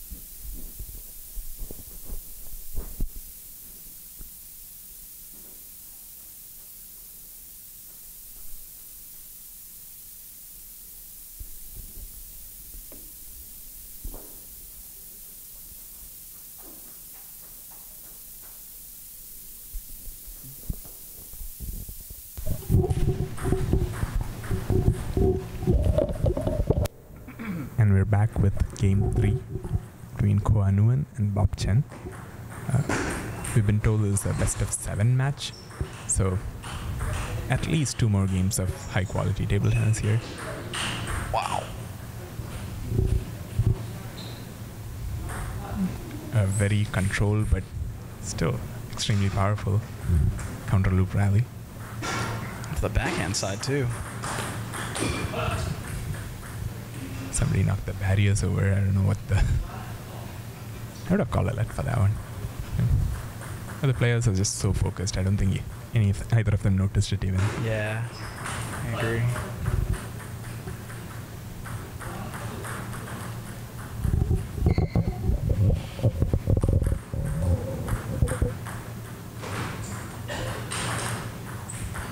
Bob with a great backhand loop. I'm beginning to think that Kwa might actually benefit from playing long to begin with because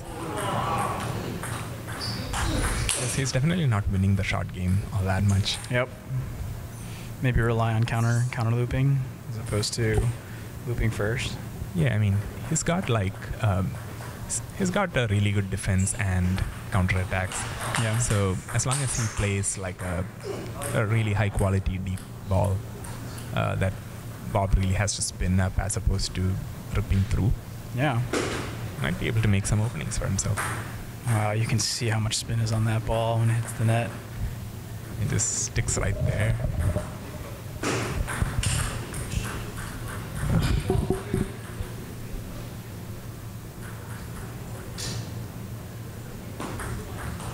Half long ball, Kwa going a little too much for power and spin.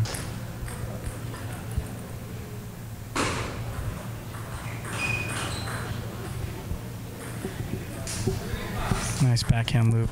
Kind of a controlled backhand loop down the line. But nonetheless, hits a winner.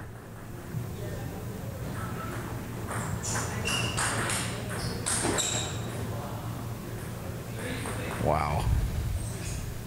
That's sort of the situation you were talking about. Whenever Kwa opens up, Bob is just sitting there waiting to counterattack. That's right. And I think it's all got to do with timing. So when you're just a little too late, that makes the whole difference between whether you're playing the ball up versus forward and down. Yeah.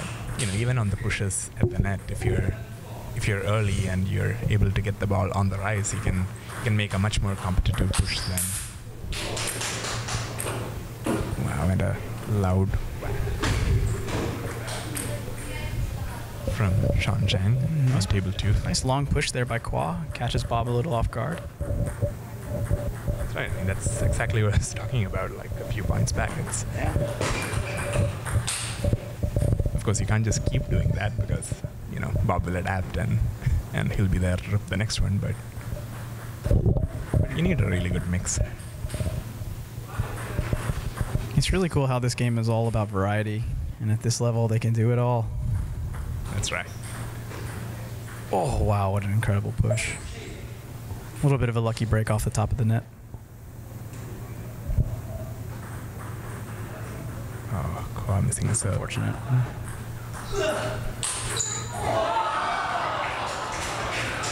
Whoa.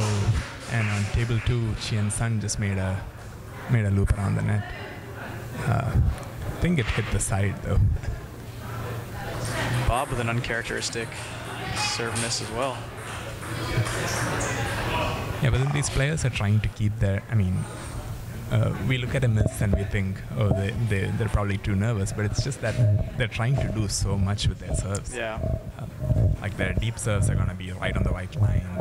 The short ones are going to be just a millimeter over the net.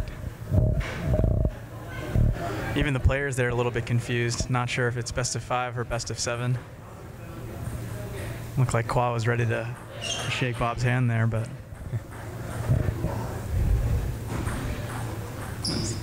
Almost like when Ding beat Miyu Hirano at the Japan Open, yeah.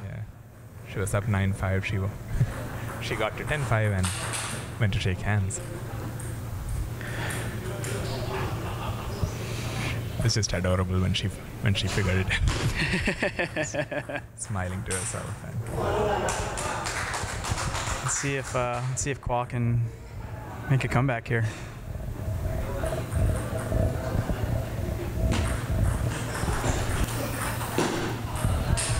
Unfortunately, Quan, along with most of the rest of the United States, is not able to figure out how to beat Bob. So.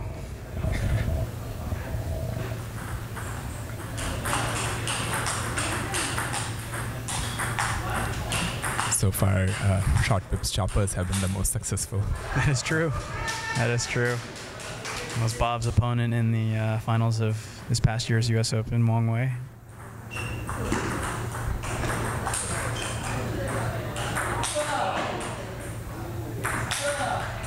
And even then, there are no guarantees because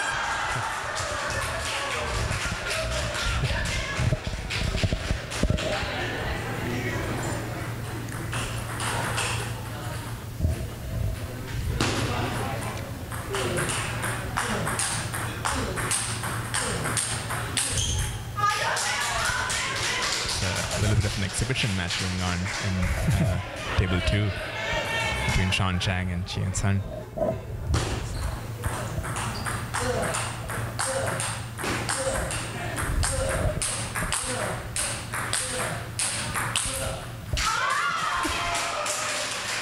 It's quite interesting to see, especially on table 2. I mean, it's not like the match is over. Over here in the match that we're actually watching, both players here are still fighting hard. 3-3.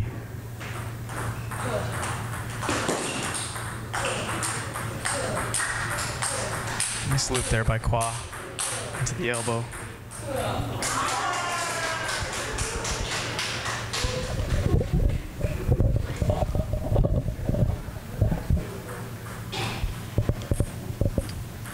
Yet another service error from Quan.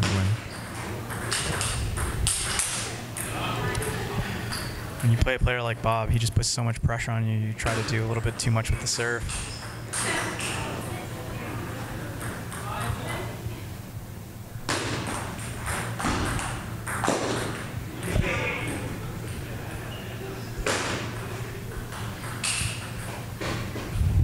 Qua's counterattack just clipping the top of the tape.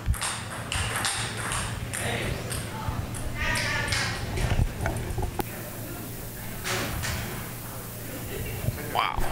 Really, really strong serve there by Quan. Short, heavy underspin.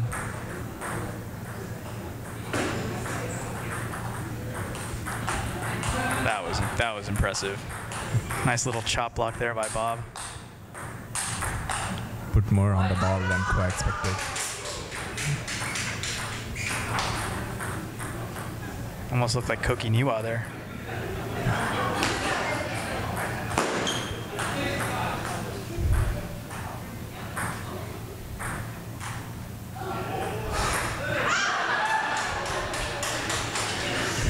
Yeah, Sean and Chen Sun are just going hilarious on table 2. Going for some entertainment of the crowd.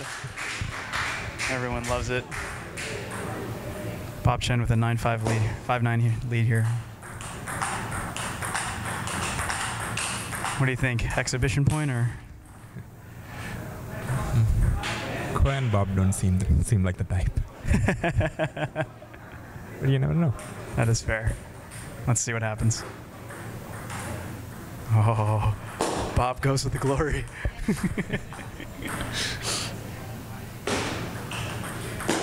And Bob Chen takes it 4-0.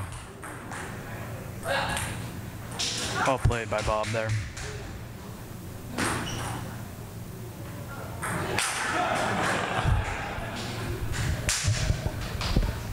And pretty much at the exact same time, Sean Zhang and Chen Sun, their match ends as well, with Sean taking it 4-0. Fourth game there was, to your point, a little bit more of an entertainment battle than anything. Yeah, I mean, they finished off the match with Chen playing a soccer-style header onto the table. So it was quite a good shot, though. yeah, he made it. Can't expect that one to be super easy. It's kind of like playing anti-spin. Should be in for a treat in the semifinals when Bob gets to play a matchup against Sean Zhang. Yeah. They're both 2,700. Bob may be slightly higher. Actually, they might both be above 2,700. I haven't checked the ratings in a while, but Yeah, the last time I checked, Sean was something like 2,650, high 2,600. But then again, like with rating points that close, it's not really. I mean, there's really no difference in level. They're both pretty much exactly the same level, and it's just a matter of who's playing better that day and who's got the right tactics, and who's going for the risky shots as opposed to playing the safe ones. it's hard for us to comprehend any difference in level at that level. All right, so our next two matches are going to be a couple of fun ones. We have Peter Lee and Tao Zhang, and Emily Wong and Nick Teo.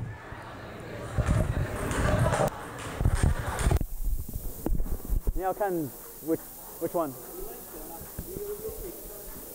I kind of want to watch this one.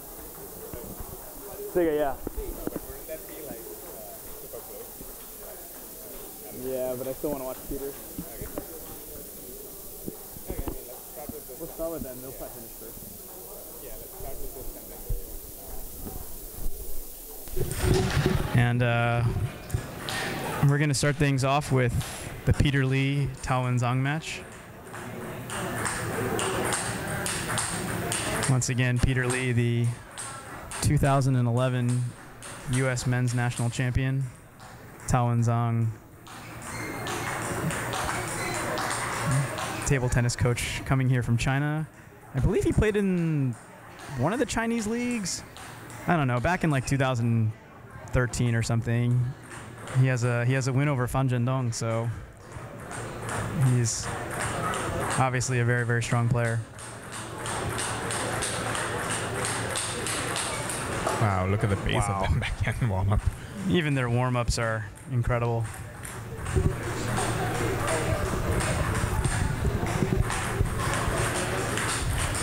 I would have forgotten to breathe if I was trying to do that at that pace. Any predictions on this match? I'm gonna have to go with Tao. There is there is still a level difference here. But then again, like, the gap is small enough that anything could still happen. Yeah. I mean, Peter at his peak was right around 2,600.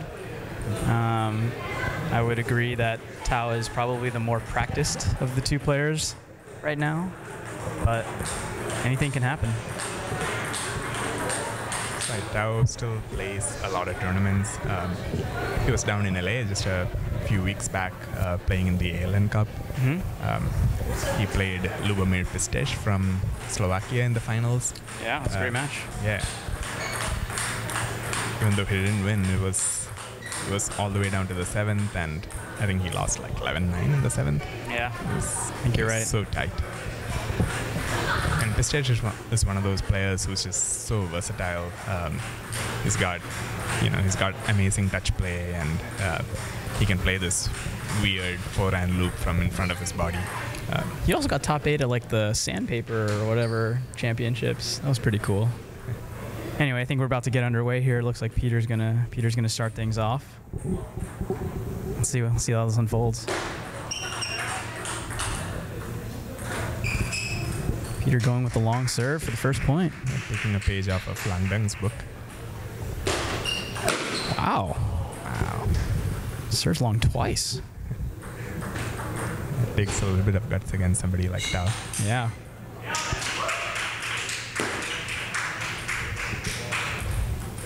I think you're right. It's going to be interesting to see what sort of risks he's going to need to take.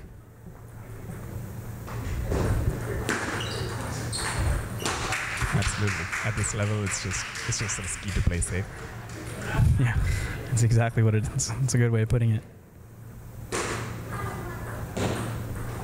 2-2.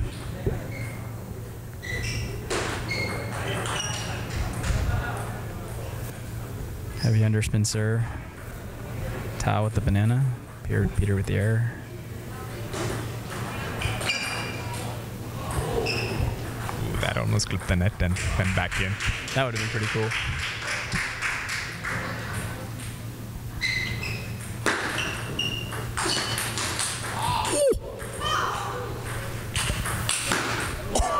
my God. That was a breathtaking rally. That was awesome. Great recovery there by Peter. Wasn't sure if that hit the side of his paddle, though. Great backhand block there by Peter. He was controlling the angles. Smart play. Kind of knew or guessed that Tao would go inside out cross court and was just right there for the backhand block down the line.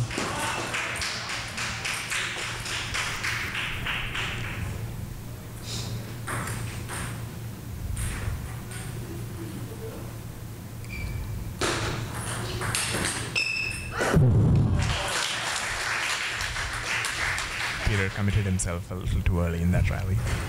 Those are the types of balls that Peter's not used to coming back. That's right. 5-all.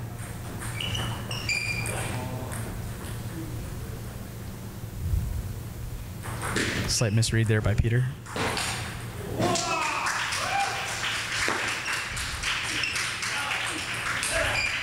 Wow. Tremendous counter loop there by Peter. He stepped around that? That was crazy. Yeah. He stepped around and he played the risky shot, and those are the rewards.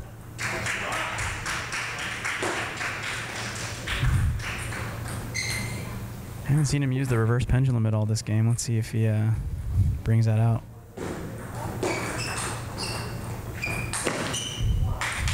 Tao just too strong on the short game there, forcing Peter to push long first and paid the price.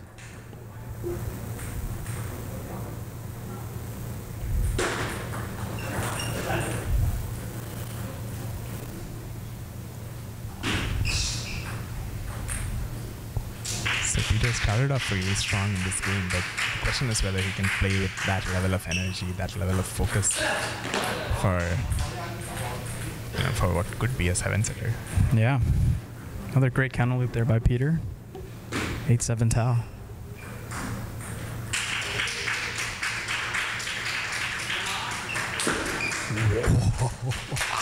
And Tao just served with the reverse side of the paddle. Well, that was a pretty strong forehand there by Tao.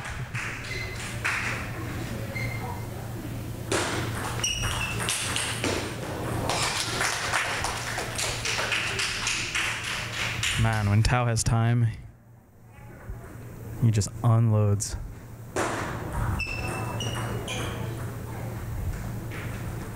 Too strong there in the first game by Tao.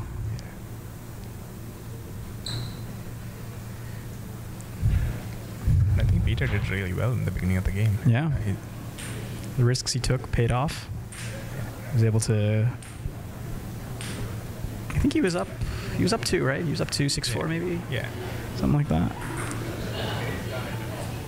Let's see how he adjusts in the second game.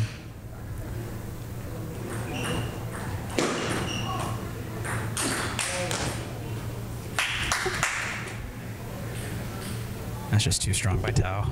Yeah. He played that first slow spinny loop. Got an easy ball back.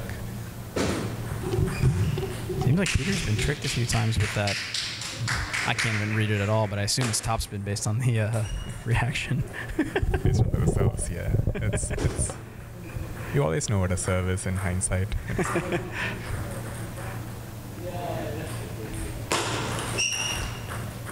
Peter going back to the fast long serves. Yeah. The backhand didn't quite this time. Then that's the thing that he had a lot of success with in the previous game. So. Tao seems like he's adjusting a little bit better this game. That's right. Not sure Peter's going to get too many more free points off of that. But let's see how it happens. Once you start understanding the percentages of these serves, then you kind of start, playing the numbers. Yeah.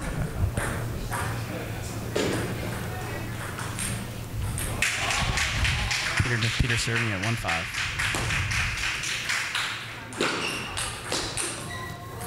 Great push down the line by Peter.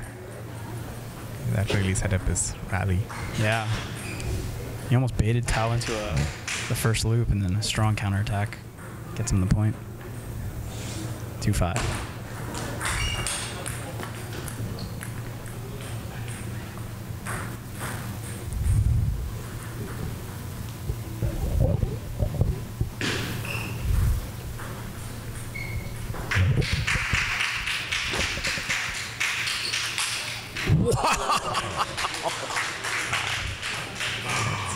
That was incredible. Completely off balance, and I don't even know what you call that shot. So 180-degree forehand kill. Might just nickname it the Peter Lee.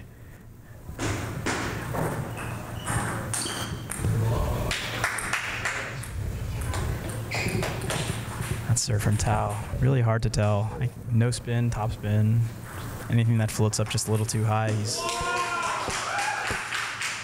ready for the kill.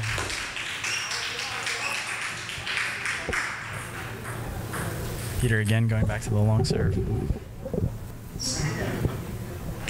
You gotta give credit to Peter though. He's at least playing those balls back on the table rather than attempting to keep it tight and then ending up dropping them all in the net. That's what happens with a lot of players when they can't read serves or when the opponent has a really strong attack after their serve returns. They start trying to keep it tighter than they can. Tao went for a really, really big forehand there. Just barely missing it. Wow, Peter was ready. Very good read.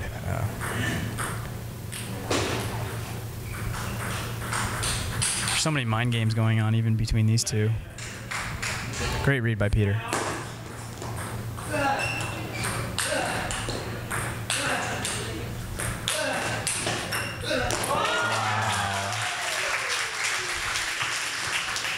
Waiting for the right ball to loop back. It wasn't a particularly powerful loop, but it changed the rhythm of the rally. Yeah.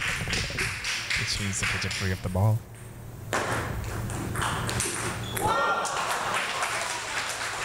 Such a quick lightning fast. I don't even know what to say about that. Wow.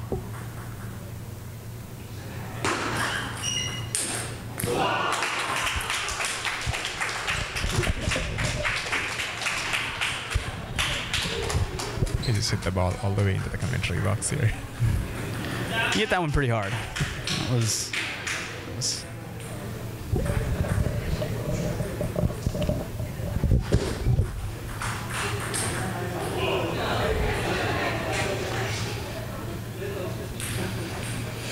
all right, kicking off game 3.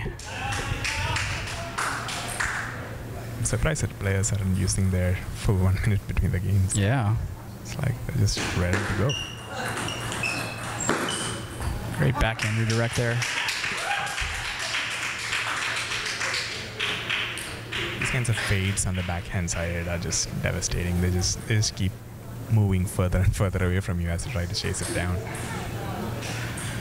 All right, Peter with a little small lead here at the start of game 3. See if he can take advantage.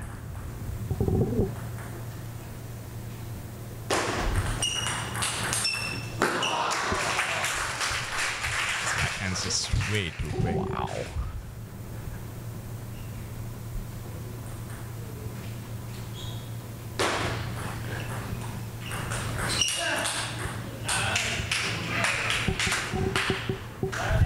I think that was the ball that Peter was expecting, just not the speed. And timing messed him up a little bit there. A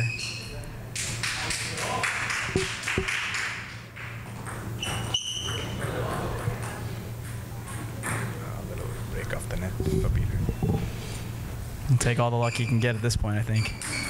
Absolutely. Who wouldn't against Tao?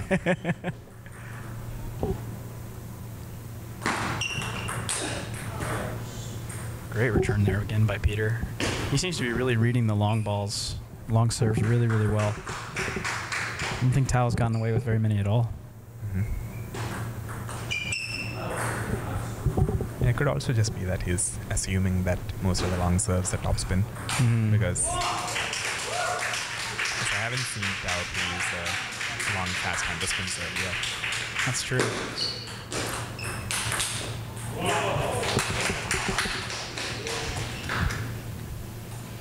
Peter just seems to be playing a lot more solid this game. Not very many errors. Seems like he's taking some controlled risks.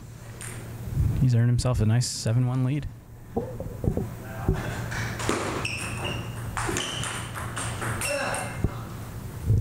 And a lot of the points have been, backhand to backhand quick Yeah. exchanges. And we seem to have a clear winner in that category.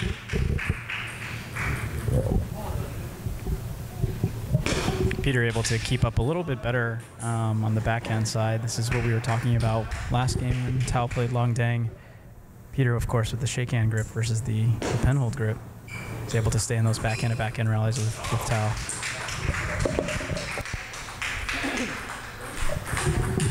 So quick ball change here. I didn't even see anybody hit the edge or anything.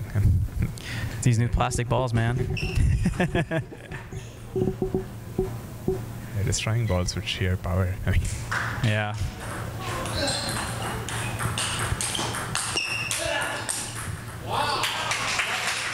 Really, really nice rally there by Peter. I think Tao might have heard you saying he hadn't served a long underspin ball. there we go. Should be Tao's coach. Well, he did lose the point, so.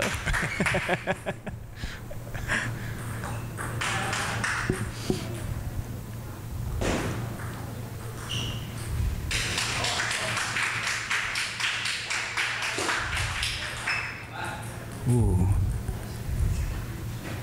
Peter with a really nice long serve there. Seemed like caught Tao a little bit caught Tao a little off guard, but Yeah, that's kind of the definitely- receive also kind of caught Peter off guard. That's right. Yeah, that's definitely not a controlled receive. It was pulled off of 1 foot, I think. But still, sometimes that's all it takes.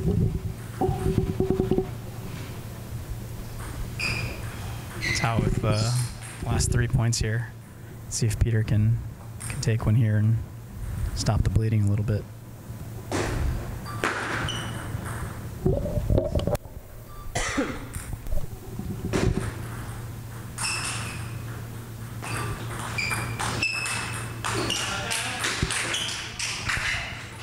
Great counter loop there by Peter. Seems like he sets up a lot of these points by hitting a nice backhand down the line, letting Tao loop to his forehand, and he really likes those forehand counter loop battles.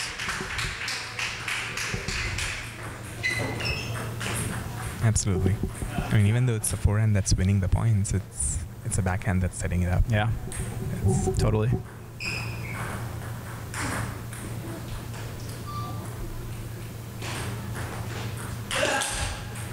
Another great forehand there by Peter. All right, looks like we got a game here. Peter Lee taking the third game against Tao. A lot of times that's what it takes. You get one game of them, and suddenly you've got the higher ranked player, second guessing themselves. Yeah. Whether they need a new strategy or.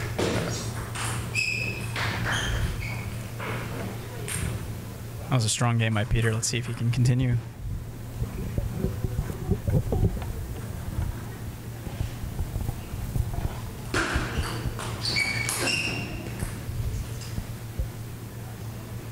Serve floated just a bit long. Peter with a nice forehand attack. Guessing the first point.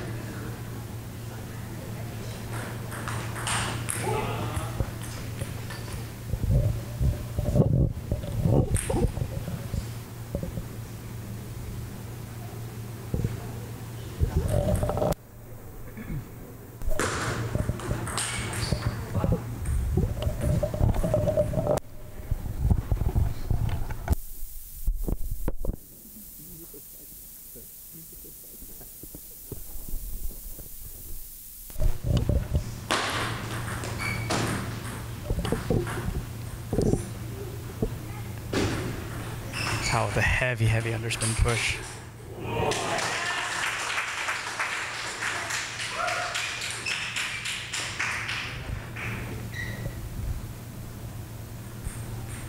Forehand loop from the backhand side, just going a little bit wide.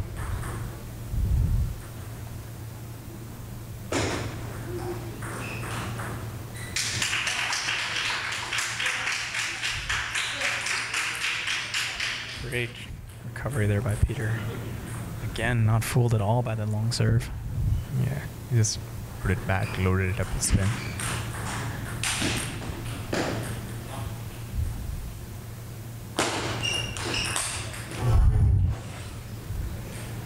That almost looked intentional. He knew where Tao was going to go. Just missed the rip. It's a classic 1-2.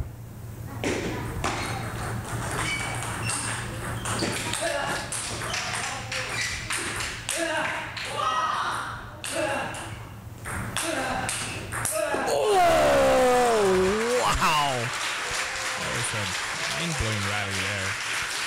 Peter got a little bit of help off the net. Got Tao into the fishing game. But then, yeah, he just let him get a little too comfortable back there. That was an awesome backhand counter loop. Wow. You don't get to see that one very often. Yeah. 4-all. Because normally when the other player is fishing, you kind of try to pin them on the backhand side. Yeah. And when something like that happens, you're just like, you just don't know what to do. Tao this game has made quite a few errors off of the underspin pushes from Peter.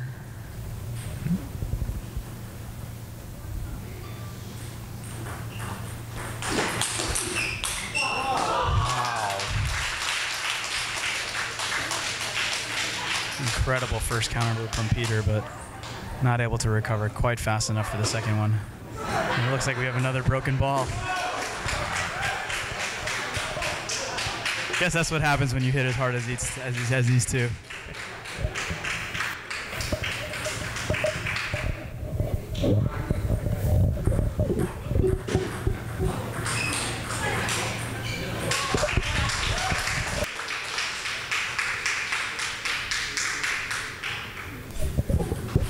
Five all.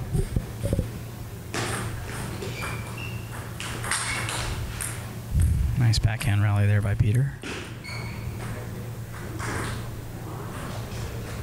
So not only is Peter able to control the position on the ball with his backhand, like making these, really nice down the line fades. Every time he gets a loop in with the backhand, he's able to generate different amounts of spin. Yeah. Like sometimes it's loaded, sometimes it's kind of more flat and fast and deep. Seems to be definitely catching Tao off guard a lot on the backhand side. That's right. Even though his forehand is faster and probably has a bit more quality, Tao doesn't seem fazed by it. Yeah, a lot of the times his forehand is going back to Tao's forehand, and Tao is not one of those people you can really beat at a forehand to forehand counter rally. That is true.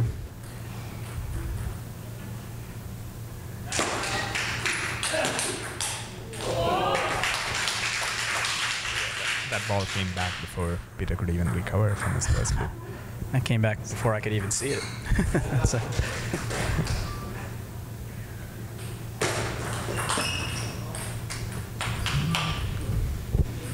Peter kind of pressing a little bit there.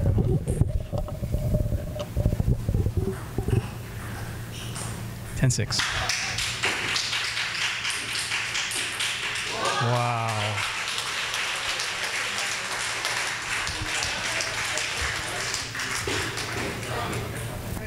Now takes the fourth game, makes it 3-1 in his favor. Those are some pretty high quality loops there. Wow. Yeah. High quality rallies all around. It's incredible how quickly these guys recover and how hard they're hitting the ball.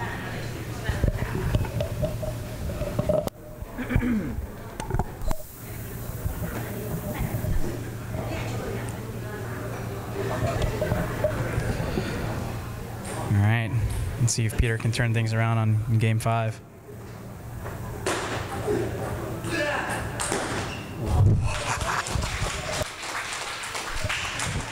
That was such a high quality loop from Peter, and again, Tao was there. He got it so wide. It almost feels like Peter needs to change up the direction of his forehand loops. He's gone almost every single time, I think, cross court to Tao's forehand. I think you're right. Except there. He got burned. We're sitting way too close to the table. I have a feeling we're sitting way too close to the table. Maybe. They can hear what we're talking about. I hope Just do not. it. That'd be a little awkward.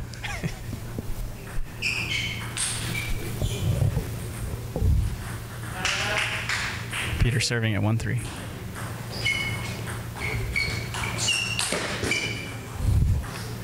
It was a nice forehand loop right into the elbow.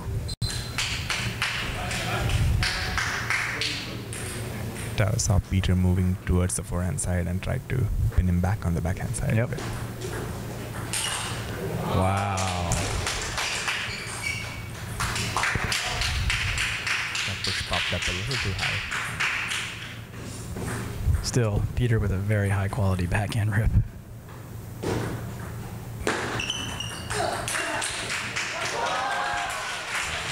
Tao getting a break off the net.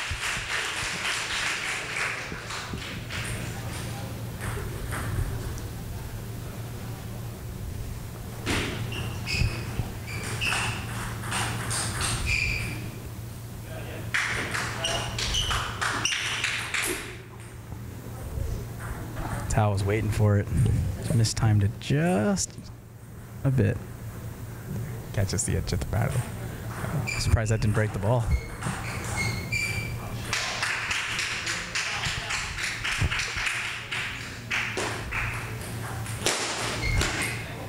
That time it worked. Got a little bit more side spin on that. That one a little, maybe. Yeah, it looked like it. It just kept traveling further and further, right? Maybe I just kind of want to see an around the net down the line shot. I don't know.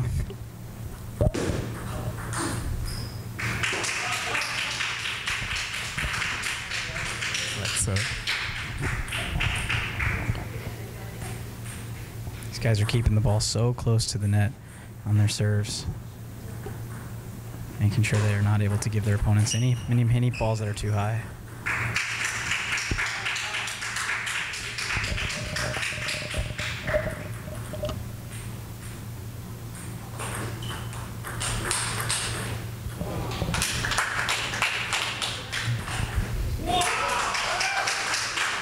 winning that backhand exchange.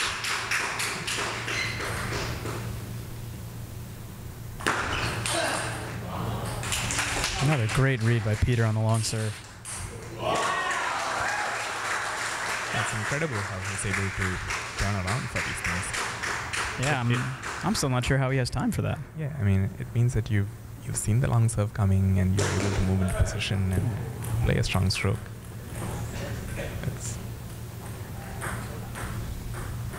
Peter going for a long serve of his own and just catching the tape.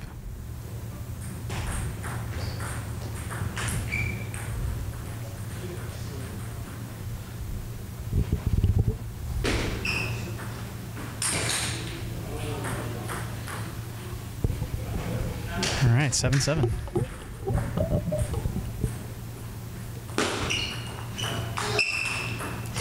Oh, incredible block there by Peter. Getting a little bit lucky with the edge, but he's been doing that all day. I don't know how much we can call that lucky. He is aiming to get it as wide as he possibly can. He succeeded.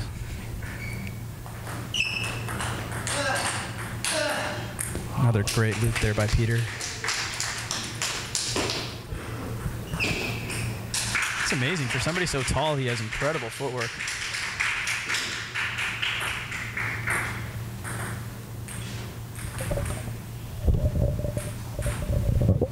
Yeah, a lot of tall players tend to sacrifice footwork just because they have better reach. Right. Peter, not one of them. Up 9-7 in the fifth. Wow.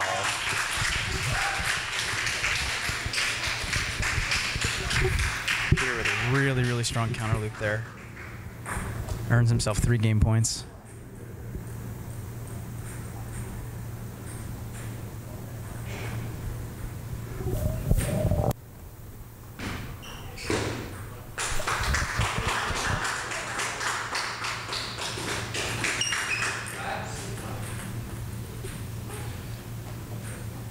Banana flip a little bit too strong there. Tao's definitely seen his fair share of reverse pendulum serves. That he has. Seems like Peter's not really getting tricked by the dead topspin serve of Tao anymore. He's kind of just pushing it to Tao's elbow / his backhand and picks up game 5. Well played. 2-3 is not really a bad position to be in at all. I mean, from Not at all.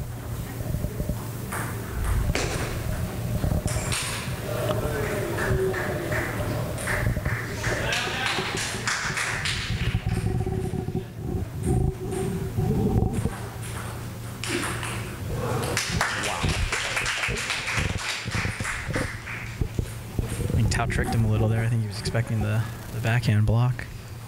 Tao with a nice down the line loop.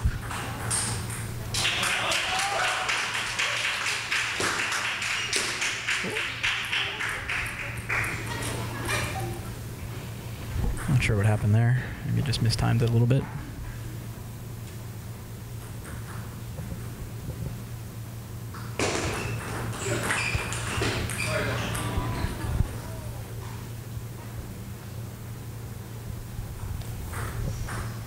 Peter getting a little lucky off the top of the tape.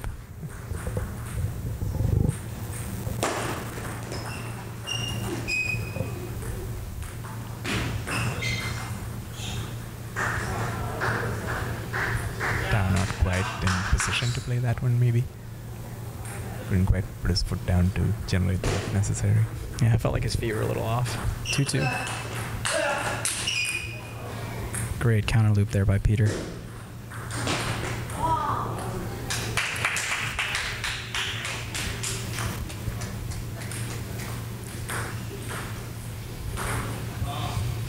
Seems like Peter's taking a higher percentage of the forehand counter loop battles. Yeah, it was actually These last couple surprising. games. Ooh, great serve there by Tao.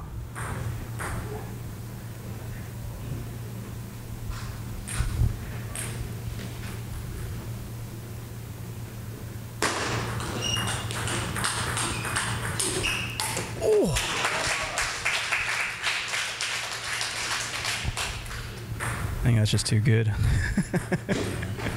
That's so wide. Not even a guy of Peter's height can reach that.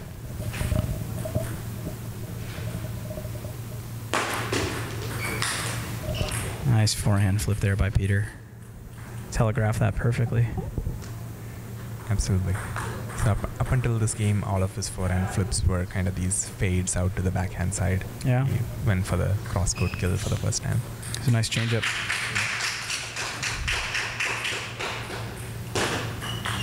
Oh. Wow. It's just nobody home for that one. I think that was another situation where Peter is not used to that coming back.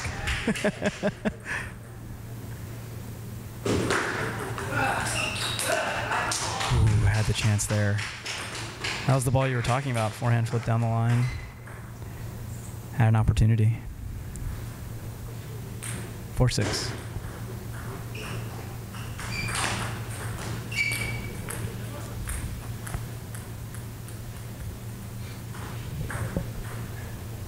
Now either misreading that one or going for a little too much. Probably a little both. I have no idea.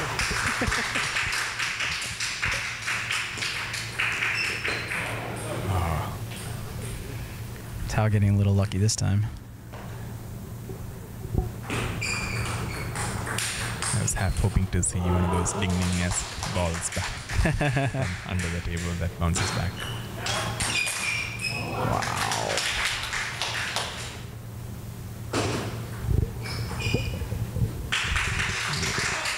That dead side spin serve is really, really strong.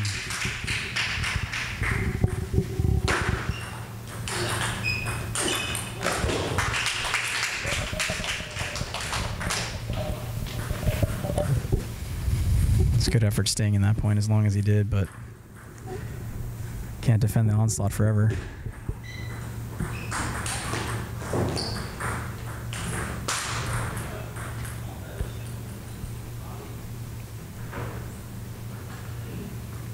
That was a really good push out wide to move Peter out and get that backhand ball, but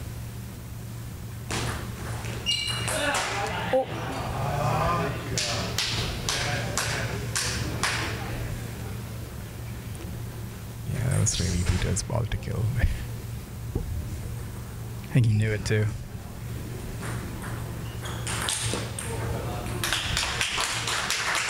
Tao takes it. 4-2. Well played by both players. So many amazing points. That was fun to watch. I think we're going to shift things over to Emily Wong and Nicholas Teo now. Looks like Nicholas is up 7-5 in Game 6 and leading 3-2.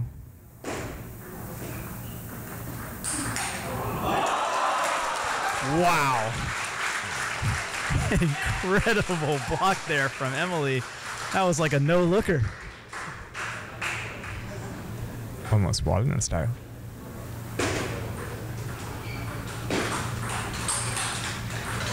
Oh! That's a lucky break off the top. 7-7. I think Emily was actually up 2-0. So I'm not sure what Nick has been doing to switch things around, but it seems like whatever he has been working.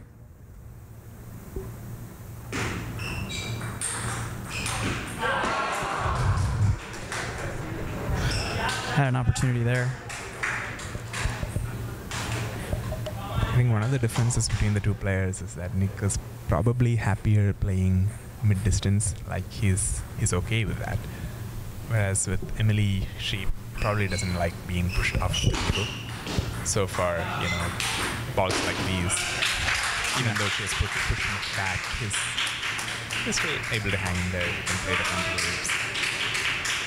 Yeah, typically I think men play a little further from the table than the women, and so it's always interesting when they match up against each other how those styles clash. That's right. So it's both a style thing and the fact that Emily plays for short pips. You generally don't want to be further from the table than you absolutely need to be.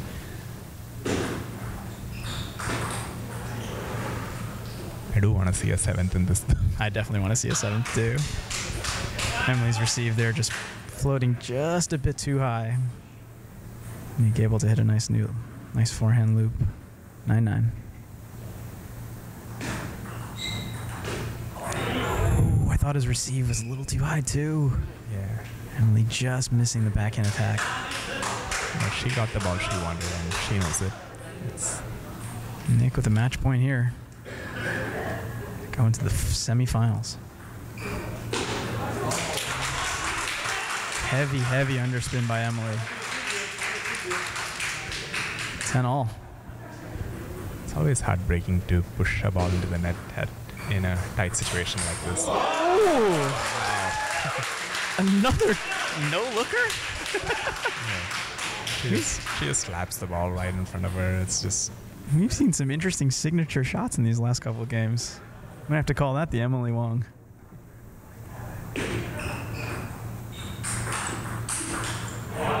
Wow, that's just too strong.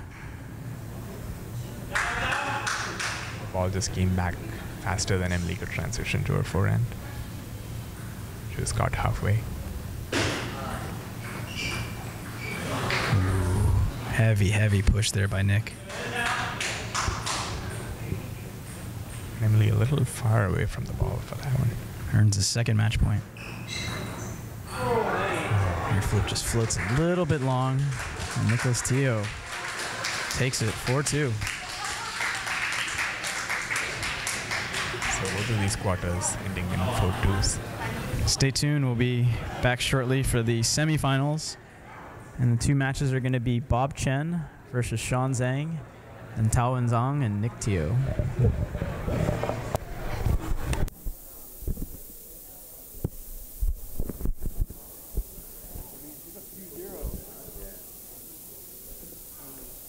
Technically, Nick was the stronger player, right? Technically, Nick is the stronger player. You mean, In ratings and stuff. I thought you meant against Cal. No. Yeah. No?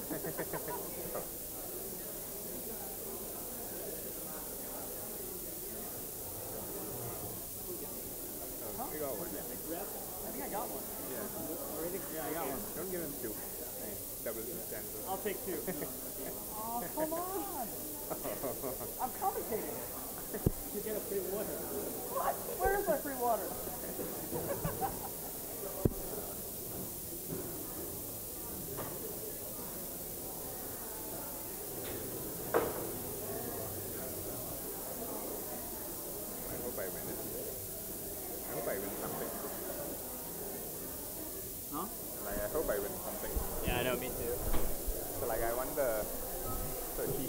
Sounds like before we get back, there's going to be a raffle here.